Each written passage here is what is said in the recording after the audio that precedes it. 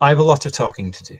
I have a lot of things to talk about, things to describe, slides to take you through, but I don't particularly want to listen to myself run through this without any interruption, without any input. So what I'm really looking for is a bit of participation. So if you have a question, or you have an extra bit of experience you'd like to add, or you think I'm talking complete nonsense, then please feel free to stick up a virtual hand. So you can put your hand up with the bar at the bottom of the meeting. You can also, I think, press Control-Alt-H, or you can drop a message into the chat box, which you'll find in the bottom right. So either way, I will be able to see that, and I will respond or kind of bring you into the discussion once we get to a natural break in the presentation. So a couple of things in terms of what this is. We've mentioned this is a workshop series. This is workshop 1, looking at project development. Particularly, we're going to be diving into the process of coming up with an idea around community energy in the local energy space. We're going to look at the pre-feasibility stage. So before we get funding, before we delve into the feasibility stage, what can we do? You know, what skills do we need? What actions can we undertake, and how prepared should we be before we undertake a feasibility study? There's no right answer to that. It's going to be a list of different things that you can do. I will highlight now also that this is being run by the Northeastern Yorkshire Net Zero Hub. So they have kindly funded this. This is part of the capacity building work, which our previous workshop series was part of. And we are also concurrently running kind of one-to-one surgeries for community energy organizations. So what that means is you can access one-to-one advice from our technical advisors, our financial advisors, our project managers who have years and years of experience working in the community energy sector. It's a way of bouncing your thoughts off us, of asking questions, of seeking support. Those I will share a link for, but you can book 1 hour, 2 hour, 3 hour sessions with our experts to talk through your projects on a one-to-one basis. So a bit more of a bespoke support system there. So let's dive into the presentation. Does anyone have any questions they want to ask before we get going? I don't see any positives or hands raised, so I will get moving. So as I mentioned today, we're talking about developing a feasible community energy project. We'll talk about what feasible means. We'll talk about technologies. We'll talk about money. We'll talk about impact. There's many ways to look at feasible, but there's a whole host of outputs you get from a feasibility study that will define the ability to take forward an energy project. Within that, there's a really important part around organizational capacity. So what can communities achieve on their own? What can a community energy organization do, whether that's prior to feasibility, whether that's part of the feasibility process? And when you can't undertake certain parts of this process, who do you use? Where do you get external support? Where do you get funding? Where do you get expertise? We can't hear you, mate. Sorry?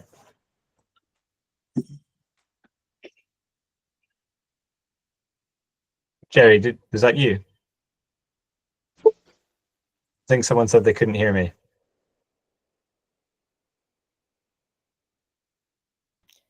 I can hear you fine. This is Leanne. I can hear you, no problem. Okay, is anyone else having issues with sound? Nope, can hear you okay. Okay, thank you.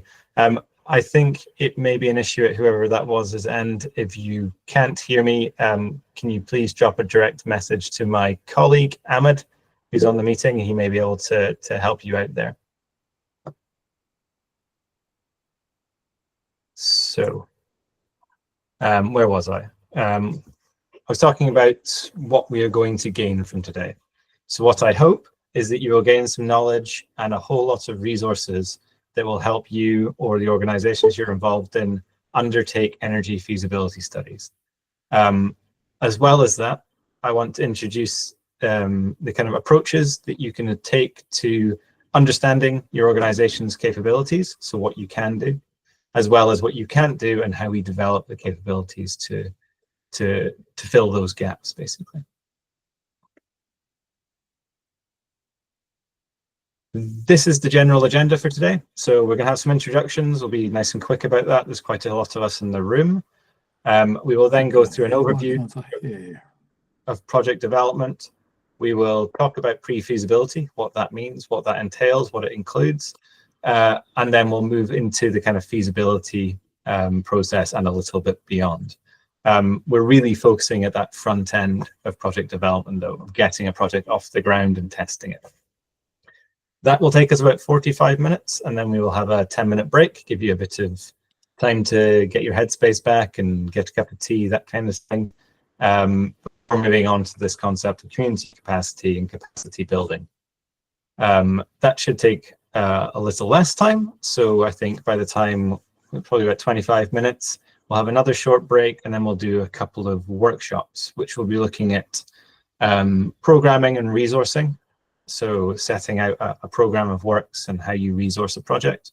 And then we'll look at risk within the context of community energy projects. So taking a few different types of project and trying to assign some risks as a group.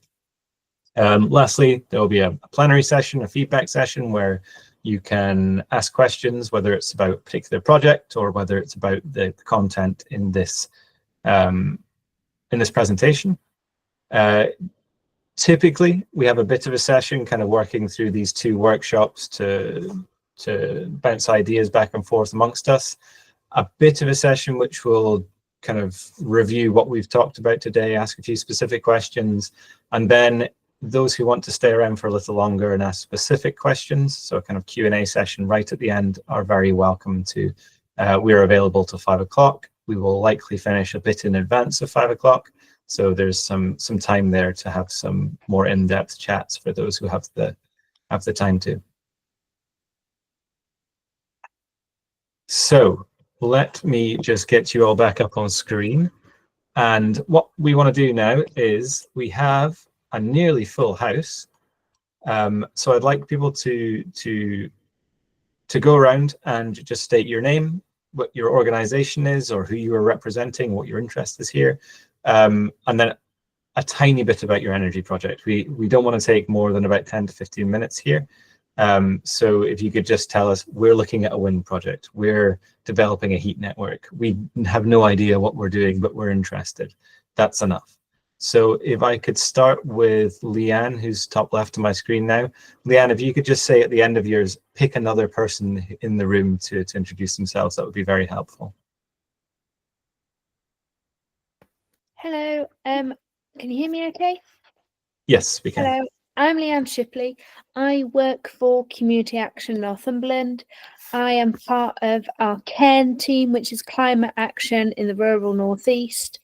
And I joined this this meeting because we are currently carrying out community carbon assessments in several communities across the area. And oh, we lost you there, Leanne. You're muted. Hello. Oh, sorry. Yes. So we're doing various community energy carbon assessments, and we're sort of looking at what we're going to use them for and what the next steps are. So yeah, that's why I'm here. I am going to nominate my colleague John to jump in next, who's on a different project for our organisation. Hello. Yes, my name is John Bogue. I am an off-grid energy advisor here with CAN, which is Community Action Northumberland. And we're all about, my colleagues on this, who I'll introduce next, all about trying to find out a more accurate number of how many people. We're trying to build up a database of how many people in Northumberland are actually off-grid. And by off-grid, we mean completely off-grid. They're not on mains gas and they're not on mains electricity. So initially, it's about finding out where they are and how many numbers there are and try and get some accurate figures on that. And then obviously it's reaching out to people and seeing where we can help those people who'd like to get connected to the grid to make steps and take steps towards that. So that's it really. And I'd like to introduce Dave Richardson next, who's also colleague in Cannes. Is David there? He appears to be, but I don't think we can hear him. Okay. I think. Should we go? If not, let's move on. Can I just select from my list? Can I go with Catherine next? Can you give us a very brief hello? Hiya, I'm Catherine Cotterill. I'm a member of Upper Don Community Energy. We're based North Sheffield, South Barnsley. We're a very small group of volunteers. We are constituted to be able to run a sort of a community share project if we needed to. Currently, some other members are meeting with a local sports club to consider a project fitting possible wind turbines and solar panels, which may become a bit of a community project. So that's where we are at the moment with that. Thank you. Great, thanks. I might take over here because then I'll lose track of who's said hi and who hasn't. So David Nugent, I think, is next on my list. Hiya, I'm David Nugent from Canopy Housing in Leeds, and we're a small social landlord, and we're doing a technical feasibility study for a pooled energy model for 82 of our properties across Leeds, working with a consultant leader. Great, thanks. Energy Neighbours is next on the list. Hi, my name's Claire Black. I work for Third Sector Leaders Kirklees, which is an infrastructure organisation, and I'm running a project called Energy Neighbours. And we may well support people that are doing community energy projects, so that's why I'm here. Great, perfectly concise, thank you. Fiona Steed.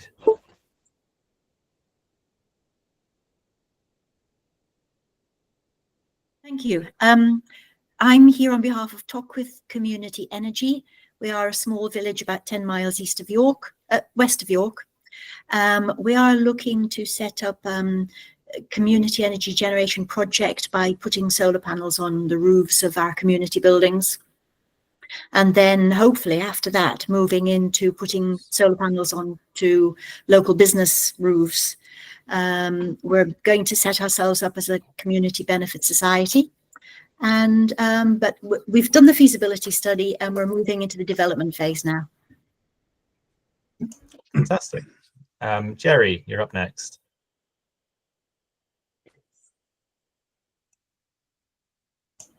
Jerry, can you hear me? Right, message. Not sure you can hear me.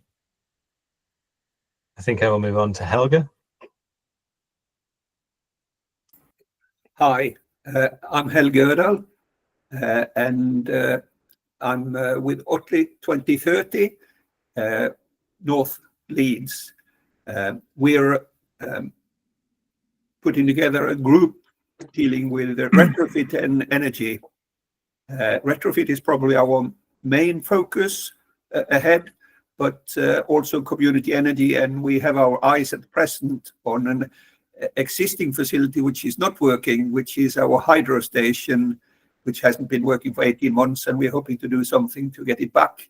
But we've also been looking at others, and we have been providing solar for some community parts before, but we are concerned about anything that goes out on the network.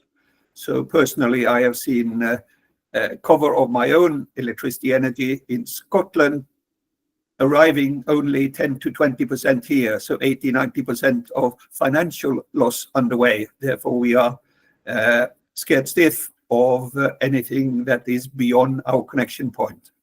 Thank you. Okay, thank you. Isla, you're next on my list. I am Isla from Durham Community Action with a local infrastructure organisation for County Durham, and we are also working on the Cairn project with the Community Action Northumberland. Fantastic, thanks. Janine, you're next. Hello, hi everyone. I'm Janine. I work for Whitley Bay Big Local Hub, which is a small community charity. I'm part of a team of 3 working on energy projects. One colleague does energy savings advice from the redress scheme. One of our trustees is leading on energy overall and has brought a innovation trial with Northern Power Grid on community DSO, so microgrids to Whitley Bay, which I'm looking after. Our ambition is to build on the energy projects that we are doing. So mainly energy saving advice on retrofitting and low carbon tech, and now the innovation trial. And we would love to set up a community energy group based on that, looking at rooftop solar in the North Tyneside area. We haven't done a feasibility study yet or put funding bits in. Thanks. Okay, thank you, Janine. I think we've had John and Leanne, so Lindsay, Jay, you're next. Hi, I'm Lindsay Jeffries. I work for March's Energy Agency. At the moment, we do quite a lot of kind of energy advice, so it's more around retrofit and demand management, but I'm hoping that might change in the future. Great, thanks. And then mapping ins. Oh, hiya. I don't know how I don't know how I can change it, but my name's Chloe Lawrence and I work for Tees Rivers Trust. Basically, I'm currently in the development phase of a Tees invasive species project. But we are working quite closely with Stockton Climate Action Group, and we've also had some communication with Stokesley and surrounding areas, Climate Action. So I suppose I'm just here really to get a bit better understanding of what other people's projects are going in and how invasive species can be maybe an element of that, or just generally how it all fits in, really. Okay, a different perspective, definitely, but that's interesting. Matthew O'Brien, you're next on the list. Hi, I'm Matthew from Stockton Citizens Advice. Currently, we give advice to members of the public around low carbon technology, and really here today just to see if this is an area we can develop into. Okay, great. Rabia? Hi, I'm Rabia. I'm project coordinator for Energy Neighbors project, and the project is around capacity building, and it is a community-led project focused on tackling fuel poverty, reducing energy use, and creating long-term community benefits. And we will be working with community organizations who might be interested in setting up community energy and with the residents as well. Thank you.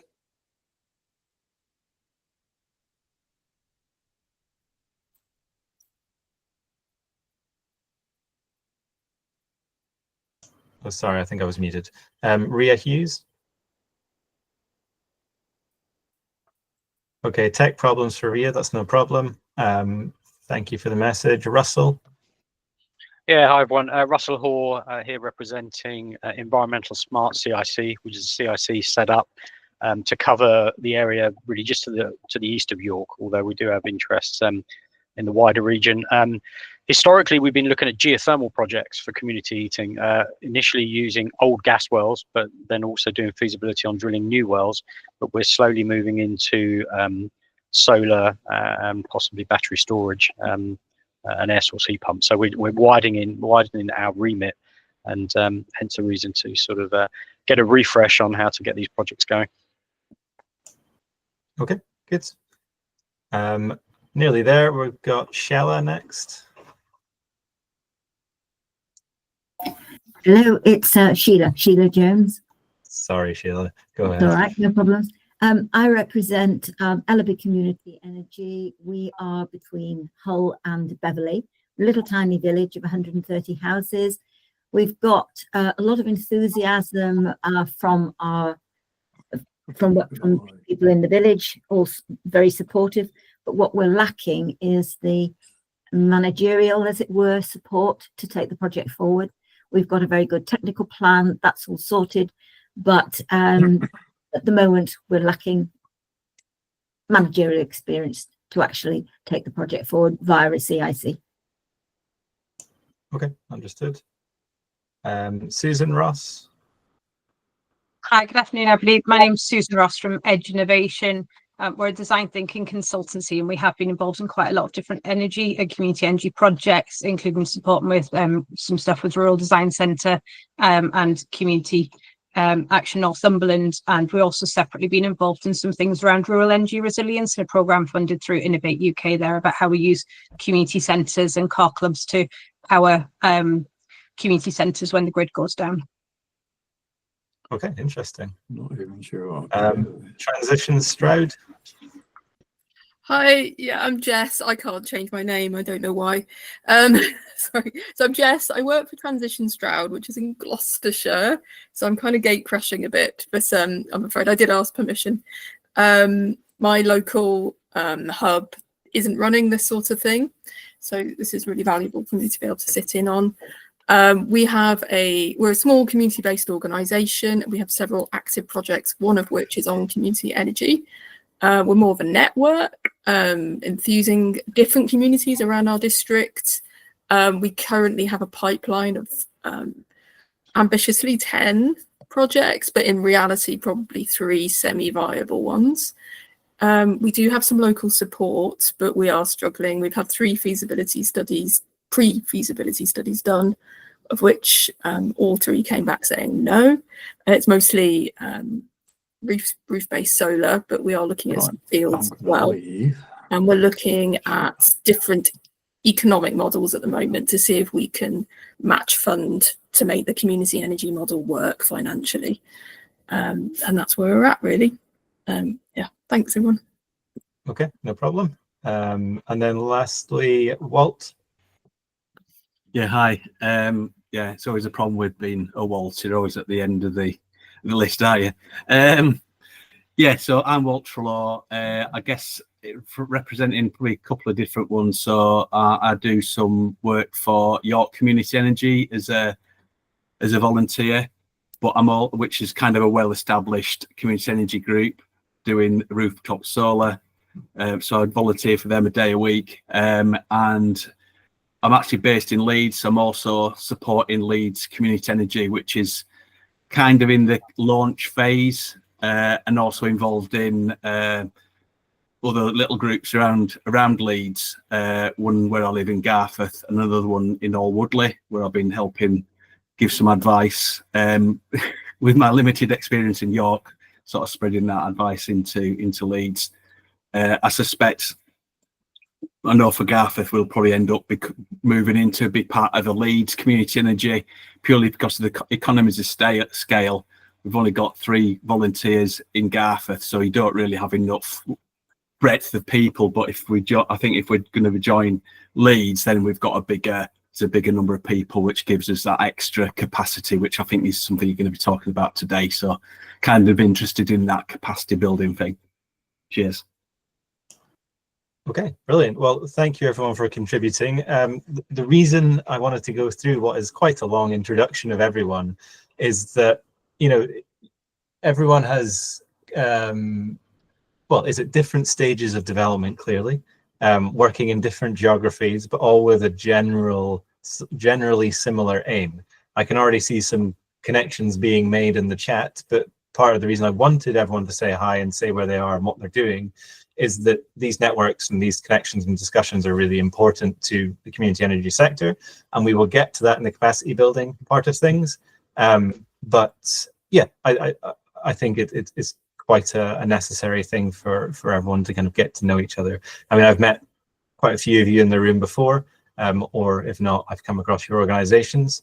So I should probably now tell you who I am and why I'm asking you these questions.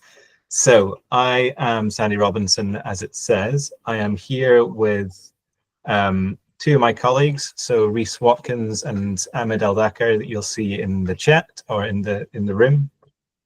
We work for SEEN. I am one of SEEN's directors. I have worked in the community energy sector for too long, 11 years, I think now, pushing 12. The purpose of SEEN is to deliver local energy projects with local ownership. We set up in 2011 with the aim of harnessing the decentralization of energy. So initially the likes of wind turbines and hydro and solar, particularly in Scotland, where our head office is up in Edinburgh, and delivering those technologies in a way that delivered maximum local benefit, whether that was revenue generation, so making money from renewables, or whether that was fuel poverty reduction, or whether that was providing cheaper electricity to, or cheaper heat to community members, doing things that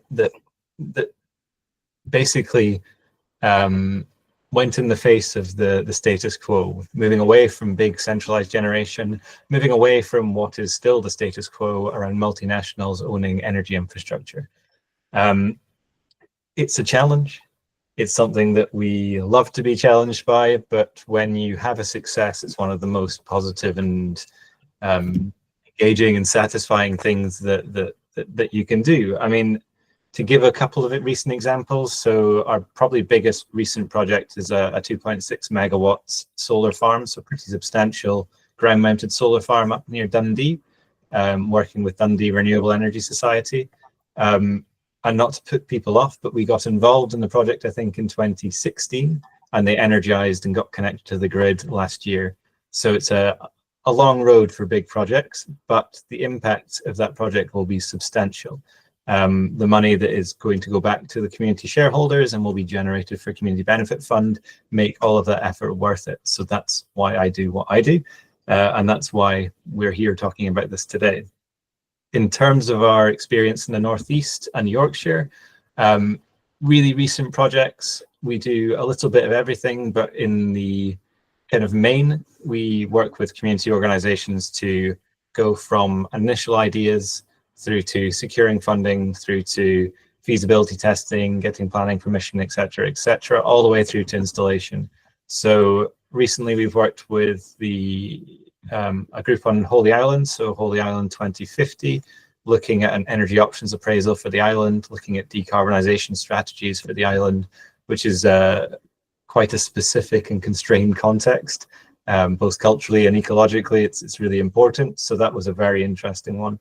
And then a little closer to some of you, we're working in Leeds with Sustainable Arts in Leeds, so a group of a membership body of arts organizations looking at energy and working with organizations in Leeds to install rooftop solar panels. So lots of things going on, but all within the focus of community and local energy. So that's a bit about us. And I hope that's why we're qualified to tell you about how this process goes and to talk you through project development. I will be giving you an overview of community energy in the Northeast and Yorkshire from the Net Zero Hub. Little disclaimer, the slides here have been drafted by the Net Zero Hub, but no one from the Hub is available to attend today. So you've got me a little second hand on this one.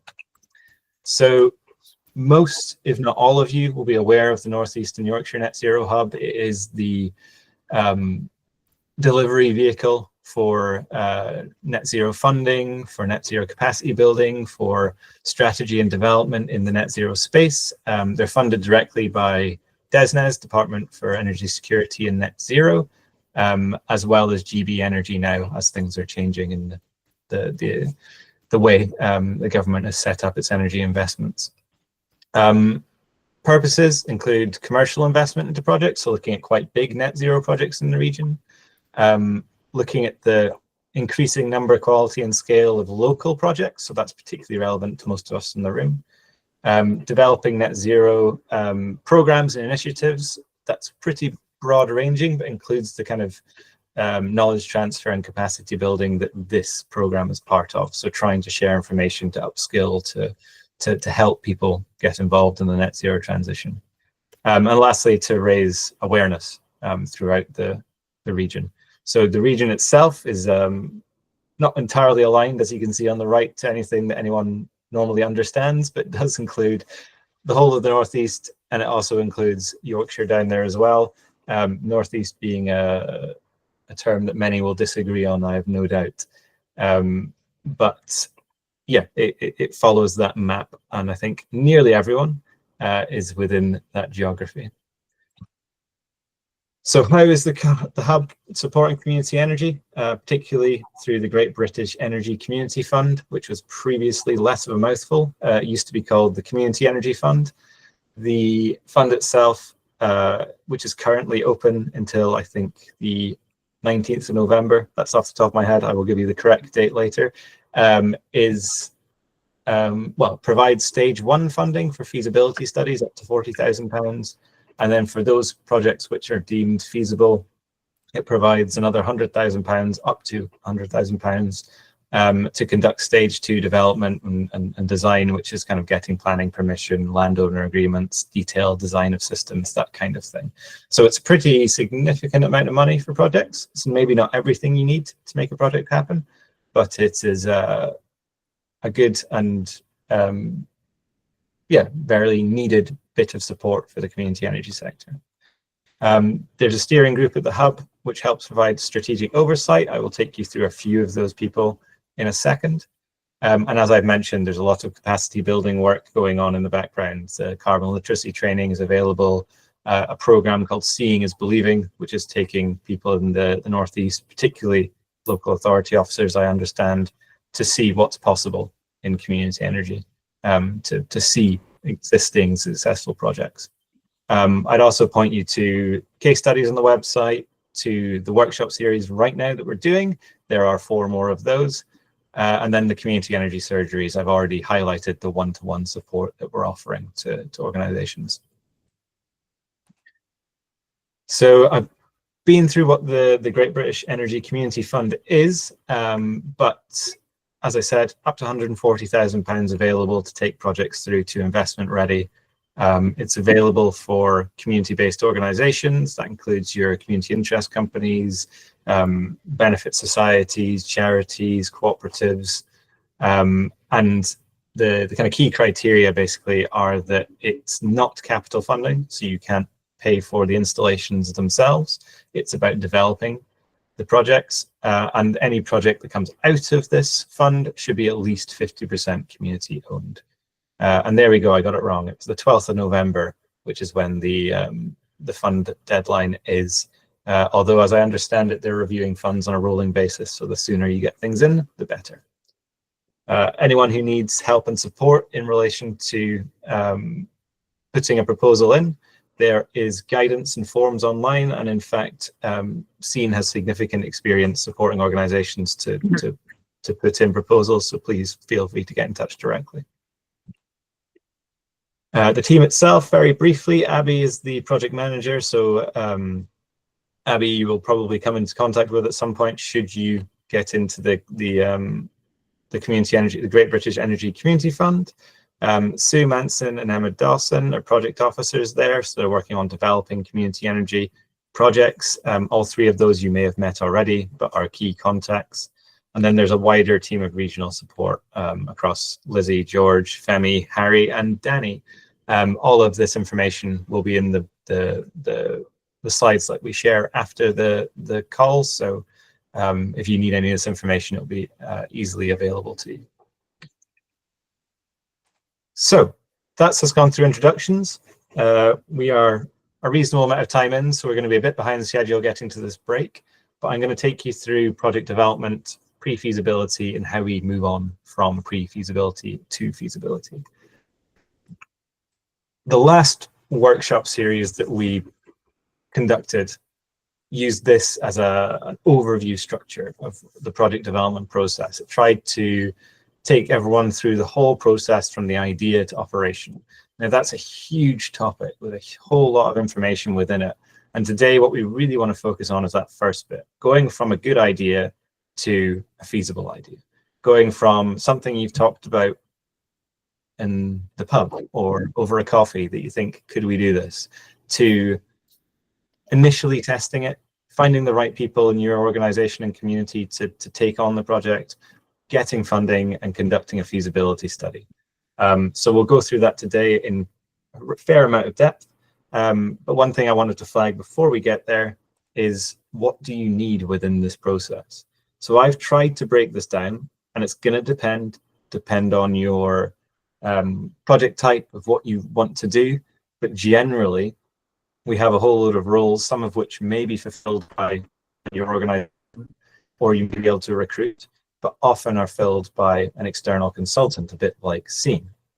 So project manager is largely my role, to be honest, when it comes to energy projects, and is pretty critical to help things keep moving along, and is often really dependent on someone who's experienced in the energy sector. That can be a hard role to fill.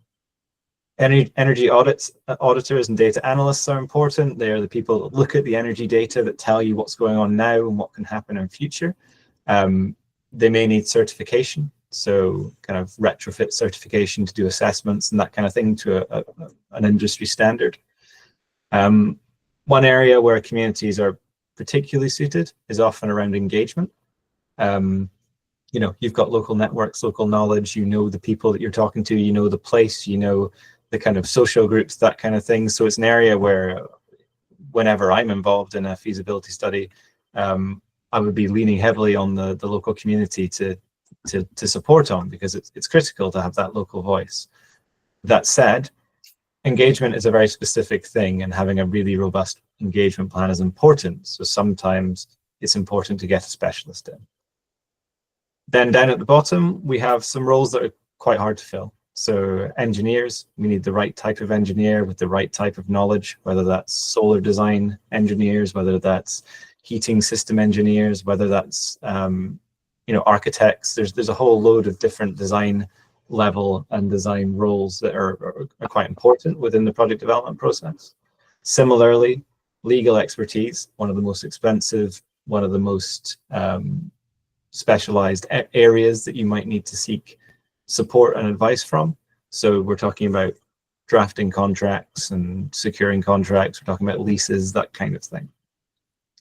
Environment and planning experts, those who can get you the consent to build what you want to build. Again, that takes knowledge of the sometimes challenging, often challenging planning process and everything that comes along with that. And then lastly, we need financial and impact analysts. So those who understand money, who understand financial modeling for energy projects. In fact, that's quite a translatable skill, and we often find that community organizations have people who are very capable in this space, whether their background is accountancy or they have previously worked in finance. There's lots of transferable skills into the energy sector where financial modeling is, or can be, relatively straightforward. So stage one, idea generation. This is about how you come up with the concept and how you develop that concept forward to pre-feasibility. There's a few ways of breaking this down, I think. People may disagree and believe there are others, but they have their own pros and cons. So we find, as an organization that often tenders for work from community organizations, that objective-based is very common. You know, you start out with a, how do we get all the homes that are using oil in our village off oil? How do we get rid of all that carbon, all those carbon emissions? How do we use this piece of land we have up on a hill? How do we, you know, what can we do to deliver an end goal, whether that's generating a whole load of money for your community or whether that's carbon emissions? They're the two typical ones. That's great. That's a really good way of doing things, but it can lead to a really broad scope. It can lead to you looking at 10 different technologies in 20 different scenarios that within the funding you might have available and the time you have available leads to quite a high level feasibility study, leads to recommendations that are not very focused. So it's a challenge. It's not necessarily a bad thing to take an objective-based approach, but it sometimes needs to be linked up to the next three. So a needs-based approach is trying to identify a particular need within your locality or your community. So as people on the group and the conversation have already said, addressing fuel poverty, you know, reducing energy costs, that kind of thing for specific areas. So you might be looking socioeconomically. You might be looking at areas with high carbon emissions. As I said, you know, the big fancy houses with, you know, off-grid systems that are reliant on oil. The there's different kind of needs and different areas within your community, and it's about how we address those needs. So that would be one way to look at it. It's kind of similar to objective based, but it's looking particularly at your local community. Technology first comes up a lot. This is saying we want to build a wind turbine, we want to install some solar panels, that kind of thing. It's great if you've got a resource, you know that there's high wind speeds in a certain area that you have access to, or you've got a river where you want to put a hydro system. Also good, but it's the opposite now. You've tightened your scope right up to a technology, and you may actually be missing the bigger picture. You may also be missing the better opportunities. So you're kind of tying yourself down to something very specific. And then lastly, we've got site first. And site first is about, we have an opportunity here. The local landowner has a piece of land that he wants to develop a certain technology on, or the parish council would like to use this land for solar panels, that sort of thing. That's one of the, it's basically one of those situations where great, investigate it, but remain aware that if that doesn't work, you may be limiting yourself. Basically, you may hit a barrier such as a grid connection constraint that means you can't go ahead, and that you then have lost the opportunity to kind of be flexible and move on to other types of project. So this is no answer on the best approach to take an idea generation. It's merely kind of introducing the ways that people maybe look at this. So within idea generation, we have come up with a concept.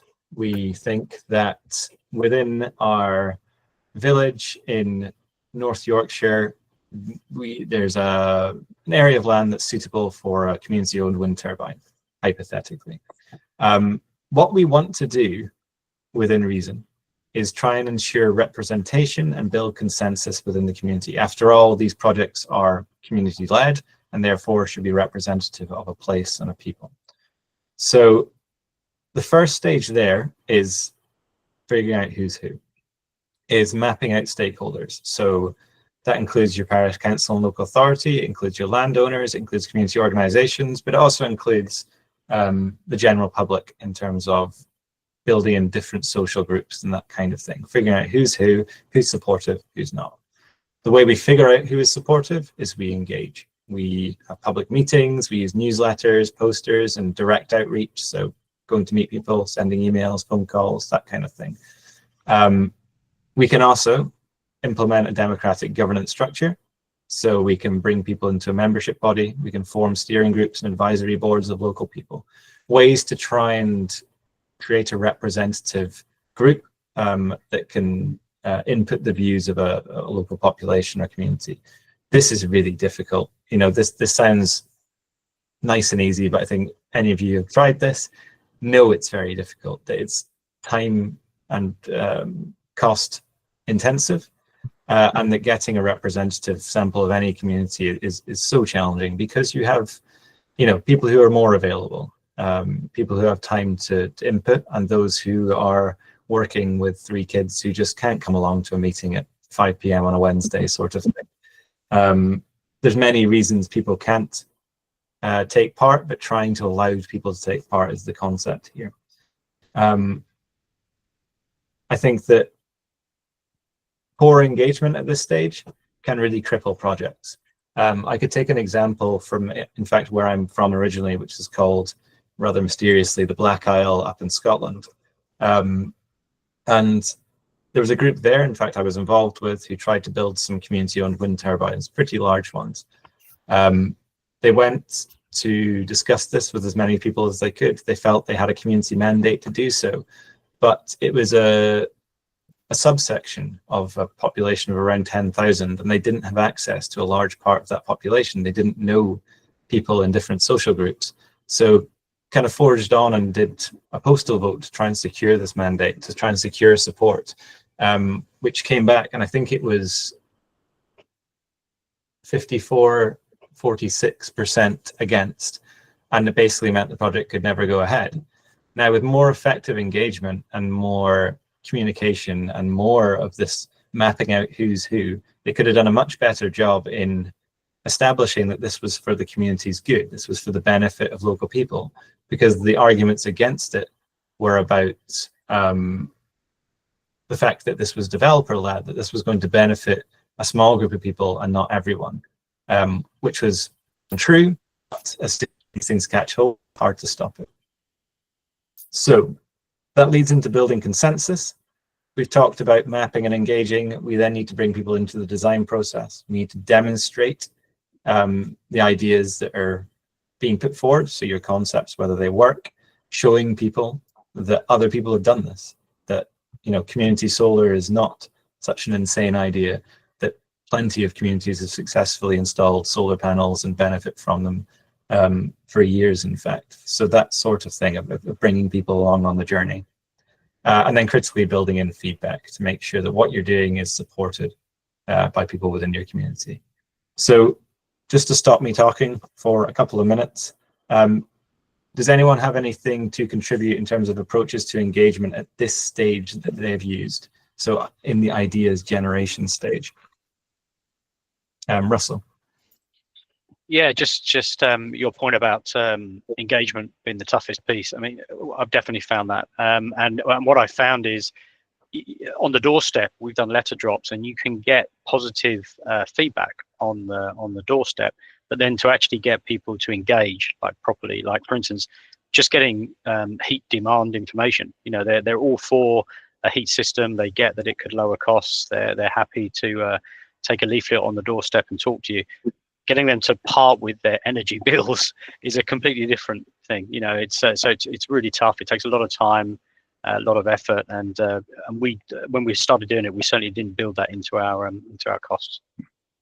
Yeah, sure. Yeah, I agree on that point. Anyone else? Leanne? Hi. When we've been carrying out community carbon assessments and getting communities and residents to complete questionnaires about their energy use and details about their home and their behaviours and things, we've found it more effective to work with smaller samples of communities more intensively than trying to work over larger areas. We've been sort of getting over 90% response rates where we've been working in sort of smaller isolated communities, sort of tiny villages with 30, 40 houses in them, where we've been able to work more intensively with that community rather than where we've been working over larger areas. Sure. Yeah, I think a sense of community plays into that, people working together, where, if you look at trying to do that sort of thing in an urban environment within cities, it's really challenging because people don't really have such a strong sense of place and community. They may in some areas, but at least my experience is that. And all the communities where we've carried out the assessments so far, we've done 3 in the last year. We had somebody within those communities that had an interest, had expressed an interest in wanting to do something to reduce carbon footprints locally. We had a starting point to work from. Yeah. Okay. Sheila, you had your hand up as well. You're muted. Yeah, we did a survey of every household. It was really time consuming. It was dead easy to distribute the leaflets. It was dead easy to ask people to return them. It was much harder to actually get them. And it took us ages to physically go around and collect them. But we did, and we got a very high percentage. And we got, in general, although we kept the ask quite low, we didn't want to frighten the horses. So it was just, do you support in general the idea? And the objections that we got were sort of those things, well, there's so many wind turbines around here, we don't want any more in the village, which is fairly sort of, can't answer that one. If somebody's got that view, there's not much you can do about it. So yeah, it takes a lot of time, that bit. Yes, agreed. David. Hopefully I can unmute now. In my previous role, I was volunteer manager, and I think you're a little quiet, David. Sorry. Can you get the mic any closer? Try that. Is that better? That's perfect. Yeah. Sorry.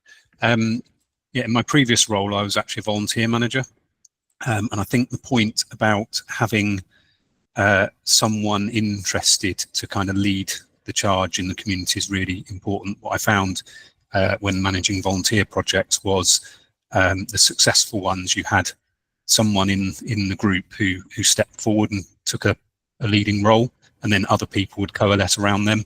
If you're really struggling for someone in the community to take the lead that other people can gather around, then it's much more difficult.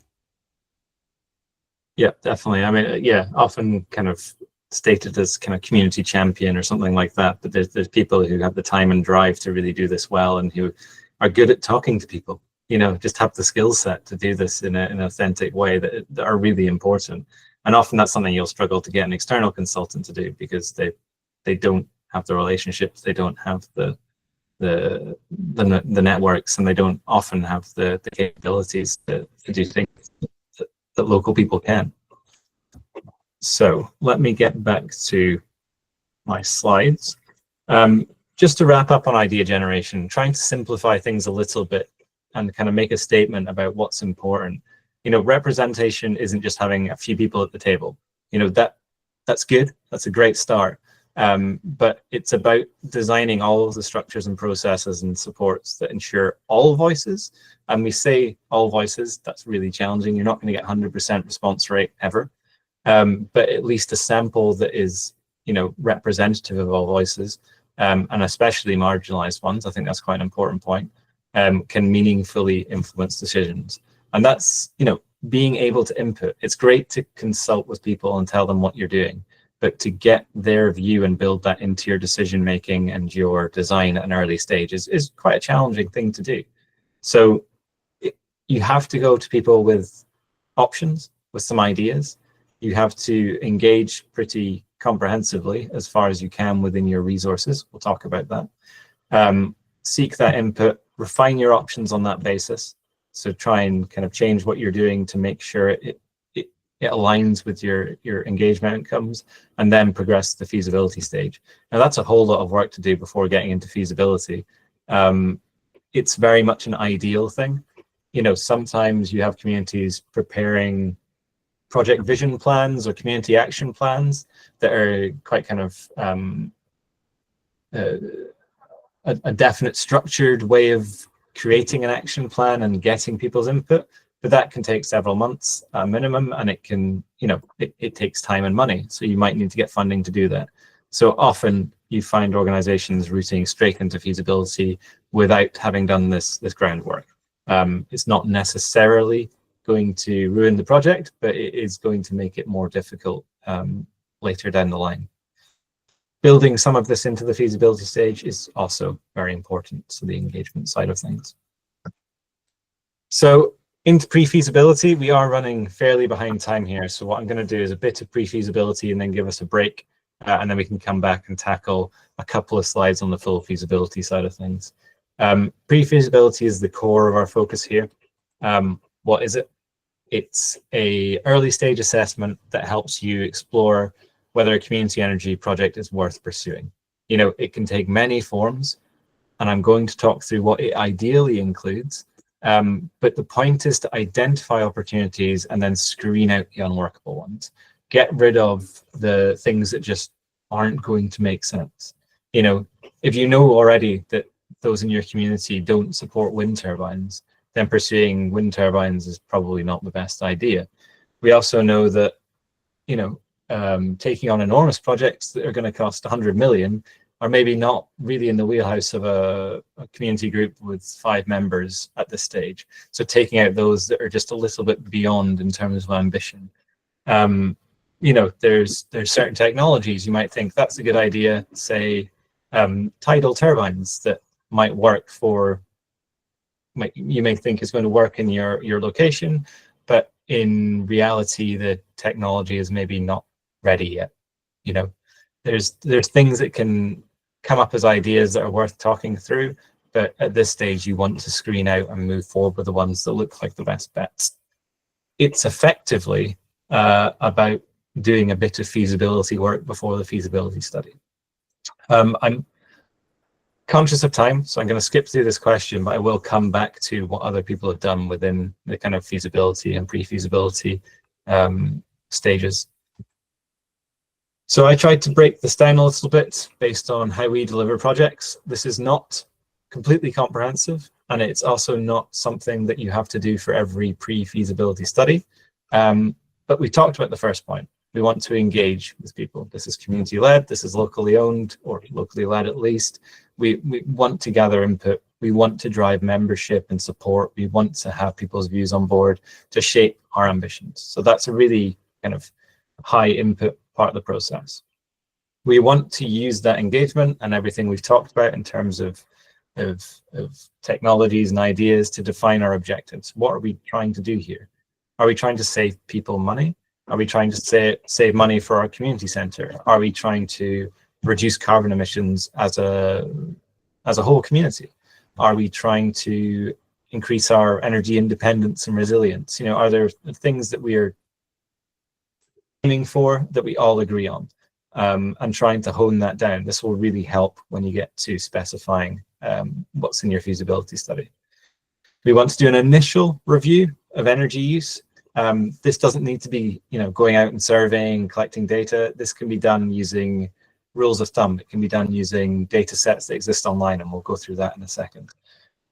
We want to look at local energy resources. So we've decided we're interested in solar panels. What kind of generation can we get out of a 1 megawatt solar array? You know, we can do that quite quickly online. Again, I'll give you some resources to look at there. And then using that assessment of resource and demand and objectives to screen our technology options to say, okay, we have really good wind potential and we have a big industrial site nearby where we could supply the power. This looks like a great option. Conversely, we don't want to pursue a heat network because we think it's too technically challenging and the capital costs are too high. That's your screening phase to kind of move things in and out of the process. There's no harm in having 2 or 3 options to pursue, but as I mentioned, if you have too broad a scope and too many options, it will negatively impact you later down the line. The next stage beyond that is to do a bit of cost estimation. So this can be quite tricky, but there are lots of resources, again, online to do initial financial models or cost modeling to test, you know, how much does it cost? How much does it cost to run? And how much money is it going to make or save? And therefore, what's the payback? So those are quite simple kind of division calculations that can be done with a little bit of research. Or you can go a step further and use existing financial tools, which I will talk about. And that's really to test, does this make sense? You know, financially, does this stack up? Which is often the crux of feasibility studies. We want to look at permitting and regulatory considerations. So grid constraints, we want to look at planning. You know, are there other turbines in the area? Is there anything that might limit retrofitting a community hall? You know, those sorts of things that that may stop you pursuing your work. These permitting considerations and regulations are more about awareness at this stage. They're unlikely to be things that you discount technology on, primarily because it's hard to get a definitive answer at this stage. You then want to look at community benefit and impact. Again, this is just a matter of interest in most cases, trying to quantify what the benefit is to your organization and your community. You know, will it create a lot of jobs? Will it reduce a lot of emissions? Will it generate a huge amount of revenue? You know, compare those elements against each other, and that can help in the decision-making process. Similarly, risk and barriers. Risk and barriers, it's about going through that process and figuring out what you're most worried about. Often that can be hard if you don't know the process, so I wouldn't put a huge amount of time into that other than to identify critical risks to a project. So can your organization take this on? You know, is this going to get to the feasibility stage and then fail because of a lack of community support, etc. And then we want to just move on to next steps. So clearly full feasibility is where we're aiming for. But if we don't think on the basis of what we've looked at here that your project is going to make sense, then it needs to be adjusted in some way. And that may require talking to other people, talking to other organizations who've done this before you, to figure out how you might adjust your project to make it work. To give you a little bit of concrete example for this, we've worked with plenty of communities who've got solar sites, so solar arrays, and this will actually deal with the question around our Dundee project. The export price right now isn't great, so it's really hard to create a solar array that exports to the grid only, 100% export, because it doesn't stack up financially. You have to chase down a really good export rate, a good payment rate for your electricity. The best proposals are ones where they find a local user, a local customer to buy that power off you. So our Dundee site is about 40% sent to the grid. The other 60% is being used by a nearby research institute, the James Hutton Institute. And they're drawing a huge amount of power from the system and paying for it at a higher rate than we're getting to sell to the grid. So that's why it stacks up. And we have used that, and many others are using that concept to try and make sites work for communities who maybe have got to the point of testing a solar array and thinking it doesn't work, to say, well, actually, you could look at local supply. So that's one way of adjusting, is changing the way the project works. Tiny bit more on pre-feasibility here. So we've got our project vision agreed. I've kind of jumped that step to say, as a community, you've engaged and you've built up this idea and concept, and you're agreed on that. There's a few things you need to do, which is to gather information. So whether that's the needs of your community, the baseline energy demand, which we talked about, the local constraints. So is there a RSPB reserve next to where you want to put your wind turbine? Are there great crested newts where you want to put some solar panels, that kind of thing? All of this is available online. I'll talk you through that in a second. We want to look for our sites, agree our sites. So finding supportive landowners, finding communities of need, places where a heat network might have the greatest impact. We want to do technical suitability, so look at resource availability. So how much energy can you get from the wind in a certain location? Can you get heat from the subsurface in the areas you're interested in a heat network? And your likelihood of consents fits in there, so whether you'll get planning permission. Financial analysis is simply about setting out the costs for building and operating, and then where your money comes from, how much money you think you might be able to get, and then that risk assessment. The reason I've reiterated this here is because I'm just going to give you some examples. I'm not expecting you to take all of these resources on board. The point is that these resources will be shared with you after the meeting, so you can go and take a look at them. So if you want to look at background information, we've got our local constraints. So is the energy network, the grid, constrained? We can go to the distribution network operators data portals. So Northern Power Grid, National Grid DNO, and SPEN, I think, cover the area we're talking about. Largely, you'll be in Northern Power Grid's area. You can look at their data portals and check your site, find out if the nearest near substation is constrained or not. Find out if there's space to add heat pumps to the building you're looking at. There's lots of different things you can do with that portal. We can look at development constraints. So as I was saying, things like newts or RSPB reserves or historic monuments, that kind of thing, is all available via the DEFRA Magic Map. It's a fantastic tool. You can pick a site, you can add your layers onto it, you can look at what's nearby and what might limit development. Slightly more complex, we're talking about energy demand assessment tools. Now, this varies pretty significantly depending on what you're looking at. If you want to know the energy demand from a house, a simple way to do that is the energy performance certificate. Where that doesn't exist, we can use what's called SIBC benchmarking. I should have the SIBC acronym in my head, but I don't. It is the Chartered Institute of Building Services and Engineering. So that there's a slightly more advanced way of doing that, or you can use rules of thumb. So look at what an average house might use based on a certain size and extrapolate that across your target area. For non-domestic, it's a little bit more specific. Homes are quite tend to follow typical energy use patterns. Non-domestic, we've got display energy certificates or energy performance certificates. Again, we can do benchmarking. Probably most interesting here is the Energy Systems Catapult has what's called a site estimator tool. So if you wanted to look at, say, an industrial site with a whole lot of different buildings, or a location, in fact, that we've worked on with a community centre, a school, and a housing trust, you can input those buildings, the size of those buildings, the type of heating system that they have, and it will do some demand estimation. So it will give you an idea of how much energy they use. It's a really good starting point, and definitely worth looking at. Community-wide assessments can be pretty difficult. There's an impact tool where you can look at carbon within your parish council area, I think it goes down to, or larger geographic boundaries. And there's some UK government statistical data that goes down to the postcode level. So there is information there that you can look at energy demand, but it's very much a kind of top-down approach to doing so. It's maybe not suitable for a feasibility study, but at the pre-feasibility stage, it's great. So we will share this, and you can use these. These are links within the document, so you can take a look at them. On site identification, we're interested in the site typology.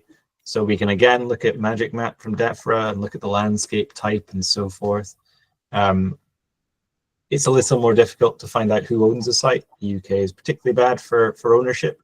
So we might be looking for publicly owned land, which often appears on county council, district and borough council websites. Parish council records tend to have, will have information on publicly owned land, or at least parish council owned land, and some of them use online portals to manage those assets. So often it requires engaging with someone at the parish council, because you would naturally do that, but finding out what land is available and whether there's any potential to develop it for an energy project is definitely worthwhile. If it's private land, it comes down to the land registry, but that costs money and can get expensive if you've got a lot of parcels of land to look at. And more likely, you'll go and ask someone who knows the local farmers or knows which brownfield site is owned by who to figure out what's going on in your area. So local knowledge there is really important. On technical suitability, and this is probably the one where we garner the most attention, is how do you quickly test generation potential for electricity? So we've got things like the Global Wind Atlas, which tells us wind speeds in a given location. We've got tools like Renewables Ninja, where you can set up a certain scale of wind turbine and get a generation profile. That works for solar and wind. These tools are, again, rules of thumb, and we wouldn't use them at the feasibility stage. They're not robust enough, they're not accurate enough, they're not investable, but they are often within 2 to 5% of what we find in the kind of professional industry standard tools. So they're a really good way to look at things. PVGIS, which is an EU funded online portal, it's really useful for looking at solar. If you're looking at specific buildings, Solar Wizard, which is I've forgotten the name of them. Solar Wizard is a tool which allows you to input demand as well, so you can do demand matching between generation demand. Really good. Hydro, much harder to find a simple tool because it's so specific. We've given one there, but it's a bit too technical for most applications, I think. Tidal and wave, there is an atlas, but we don't know of any community-led tidal and wave projects going forward at the moment. It's just not a proven technology in the market. Then down at the heat generation side, it's a little bit more complicated. I wouldn't really be recommending these tools at the pre-feasibility stage. They're interesting to look at if you are technically minded or have an engineering background, but they're not going to give you an answer on whether something is technically feasible. There's a lot more that goes into the design of a heat pump compared to, say, a wind turbine, because you're much more reliant on the heat demand itself. Similarly, there are some open source tools for heat network design, such as Thermos. Really great tool, but it's really not very accessible. We've shared it for interest for those who want to delve into that side of things.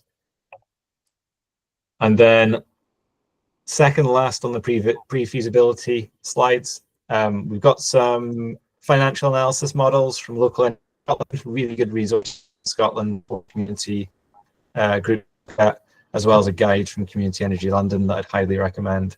The Local Energy Scotland toolkit in general is really useful. Lots of the legal stuff applies to Scotland, but nearly everything else transfers directly across to England and Wales. So, you know, they've got examples of invitations to tender, financial models, of how to do an options appraisal, of every part of the process that I'd really recommend looking at. And there's some general guides and support hubs there from the likes of Community Energy England, who I'm sure many are aware of. The North East and Yorkshire Net Zero Hub itself. I've mentioned Local Energy Scotland, and then the Centre for Sustainable Energy have some really good guides there. So that's a really quick run through. It's a lot of information. It's, you know, frankly, it's some words on a screen that you will have to delve into later. But what I wanted to do is give you the resources, not just tell you how to go about doing it, but to say, this is how you do things, and here are the tools to do so. So the question to end this part of the session is, when does the pre-feasibility period end? Is it once a single or a short list of feasible energy projects have been identified? Is it once the community agrees the best way forward? Is it after a certain period of time where you think, right, we've done enough talking, let's get going? Or is it just when the funding appears? I don't know if anyone has a view on that.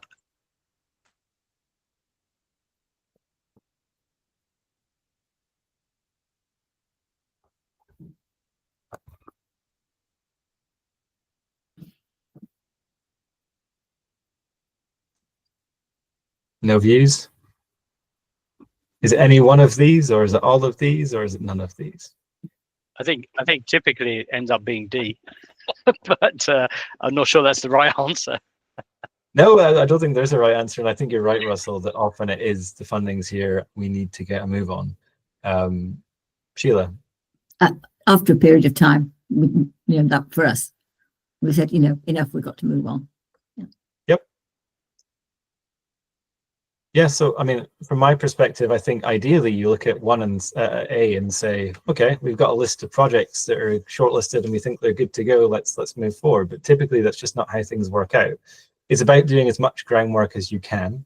It's about trying to build some consensus in your community within the time and resources you have, and then it's about saying, well, we've talked enough. Let's move forward. There's this funding available. Let's go and grab that. So it does become a bit of all of these, but often, at least in my experience, as Russell was saying, it often comes down to, okay, we can get some money to do this and we think we're nearly there, let's go for it. Just a comment there from Energy Neighbours. I think once you've explored all avenues, yes, ideally, but there are a whole lot of avenues to explore. So it often comes down to honing down on one or two options where you think you can go ahead and pursuing that with the funding available. So that leaves us a good 40 minutes beyond where I thought we'd have our first break. So I really appreciate you staying around and listening to me for so long. I suggest we take a 10-minute break now and we come back and I'll take you through a bit of feasibility and then on to the capacity building side of things, which is maybe of most interest before we do a bit of workshopping. And Leanne, no problem. We will send over the recordings to and the slides to anyone who has to leave early. I appreciate it's quite a long session. So we will give you 10 minutes, coming back at 15:28, and see you then.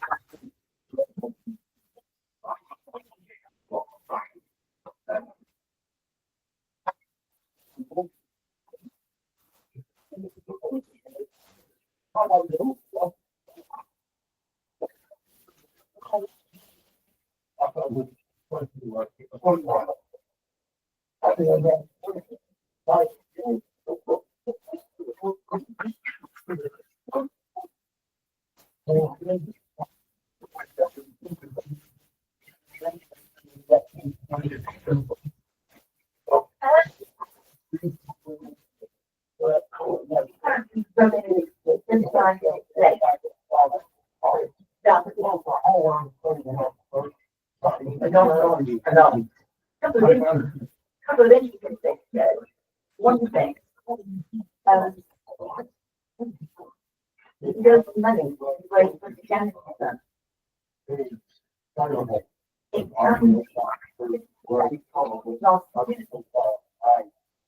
So that might help to work with solutions.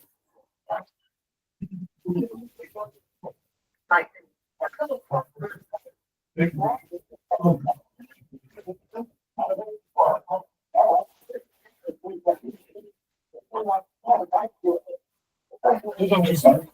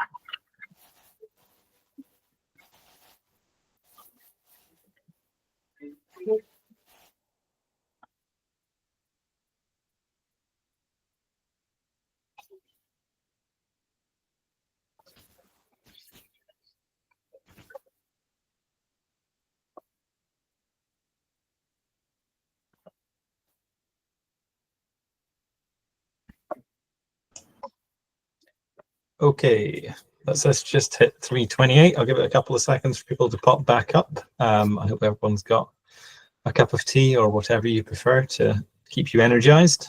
I know I do.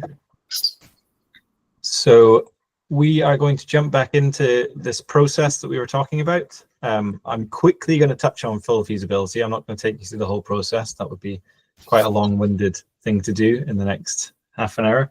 But I am going to go on to a session on community capacity, about building capacity, and about building expertise, and about how you get external expertise.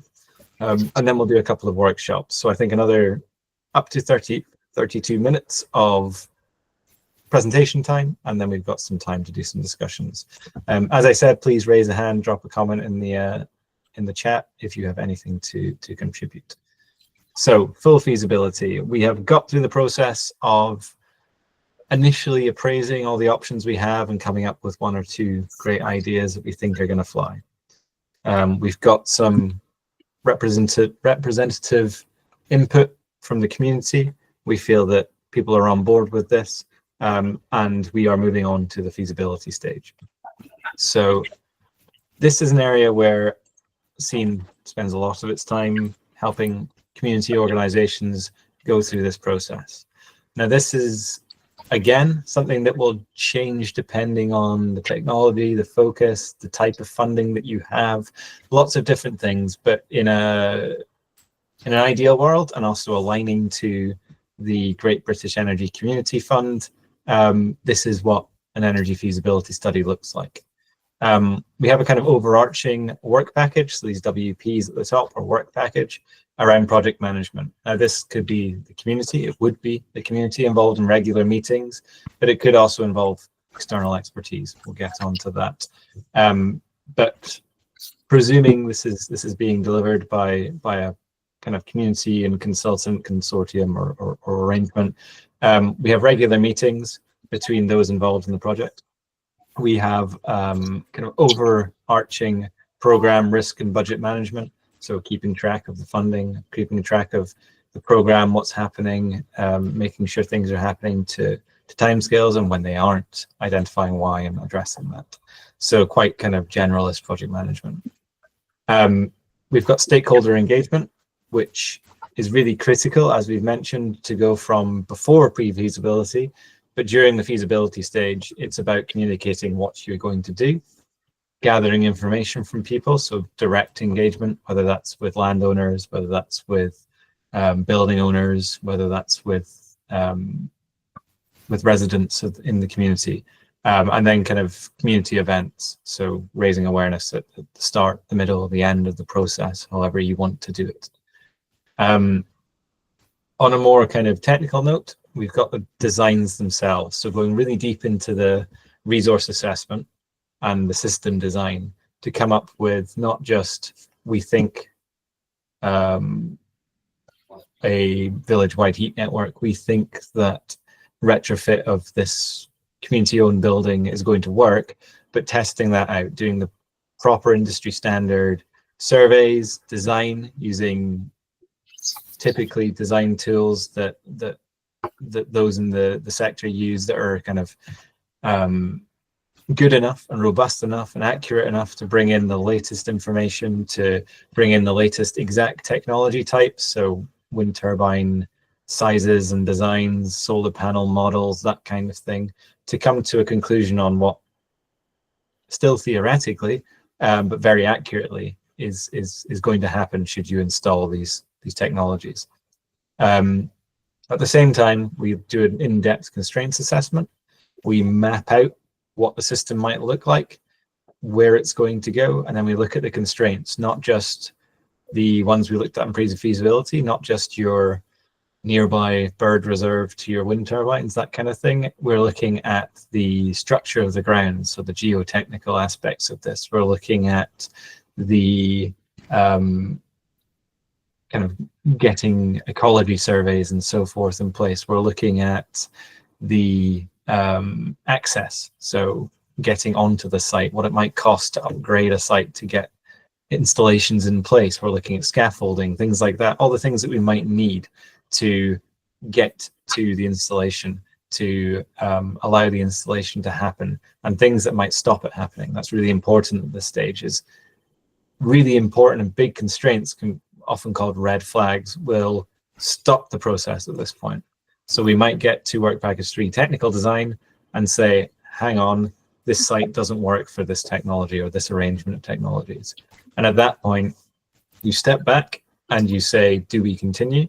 If it's a no, then the project may naturally end. If there's other options to redesign or move site or move location or change technology, then there are options to move forward, but there's a very kind of structured process around how we go about doing that. Kind of concurrently to this, we have the planning. So making sure we can get the consents, whether that's building warrants, listed building consents, whether it's planning permission. We look at what's happened locally. We look at what's got consent and make sure that what we're doing aligns with what's permissible.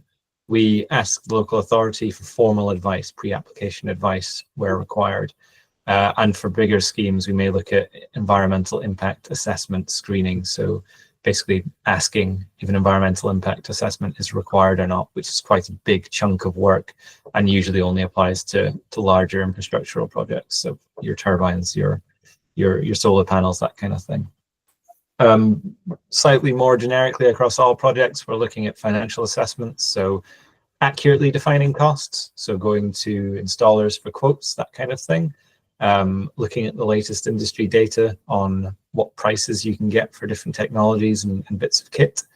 We're looking at lifetime cash flow models. So for instance, for a solar array, you might say the panels last 25 years. Let's look at a cash flow for how they perform over that lifetime. What's the initial cost?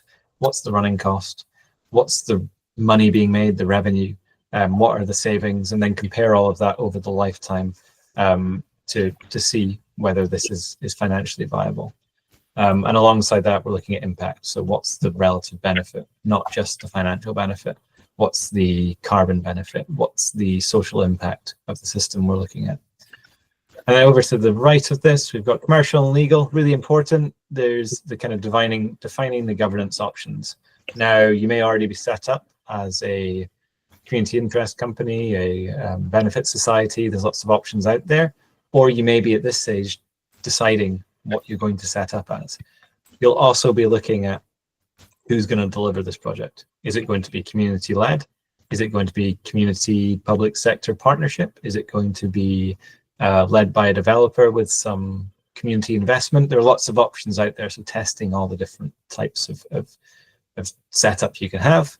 We'll be looking at contracts. So here you'll get into the legal expertise, which is the most expensive part of the process, getting legal input on lease agreements, getting legal input on PPA there as a power purchase agreement, so someone buying electricity off you, or heat supply agreements is the heat version of that. So that's a highly technical, highly specific and specialized piece that can cost quite a lot of money within this process. And then lastly, we've got the feasibility report is your main output here, your main deliverable. I would add to that it's critical to have a roadmap, so where you're going next, where the next bit of funding is coming from, effectively moving towards a business plan, something that's more investable than just a feasibility report, as well as a non-technical summary, because this is a community-led project. You've got to provide the cliff notes in an easily consumable and understandable way for those who haven't been involved in this whole process here, who haven't learned and built up skills through this. So those are three things I feel are quite important at the end. But really, all of this is a body of work that will test whether something is feasible and will provide the evidence and recommendations on whether it is and the next steps forward, should it be considered feasible. This is a slightly low res image that I would love to have in higher res because I really like it, but comes from an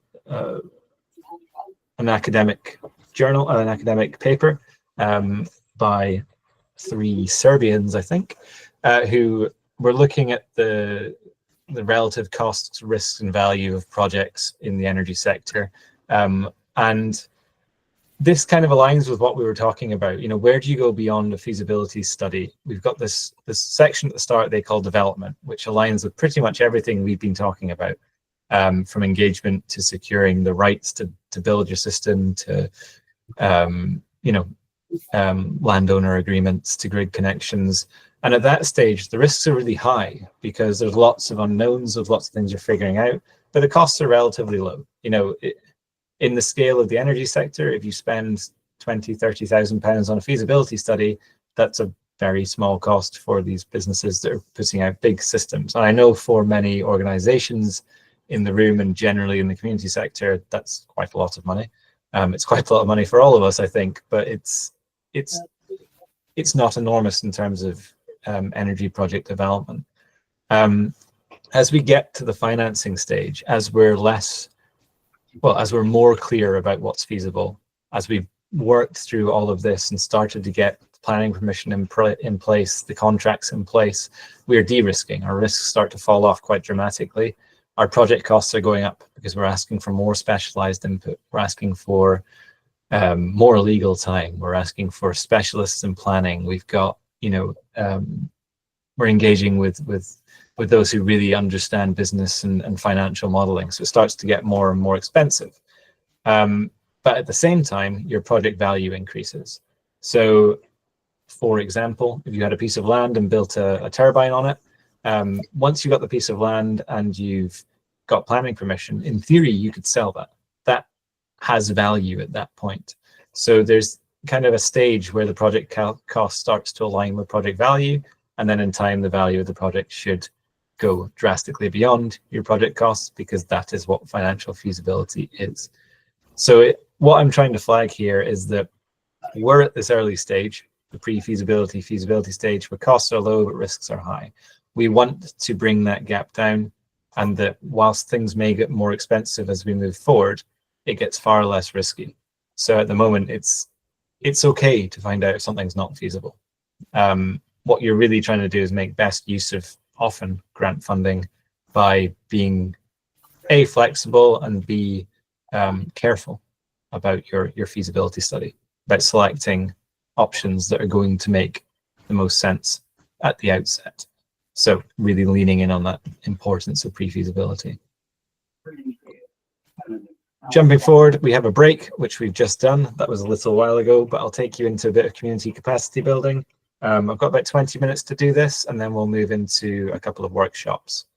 So simply, community capacity entails all the things that a community organization may have access to, or a community of people may have access to. That could be assets. We're talking community centers, pieces of land, community theaters and pubs. What do you have, not to sell, but to develop with, and then potentially leverage to get money in. That leads on to the next one, which is money. How much money do you have coming in? Now, for most community organizations, particularly newly set up ones, it's pretty small. And when they do have money coming in, it's allotted to something very specific. So it's delivering a program of works. It's grant funding for a particular reason. There are community energy organizations who've gone through the process we're talking about 10 plus years ago, who have revenue coming in, who have money to spend. And that often is spent on development officers. So getting themselves more expertise and time.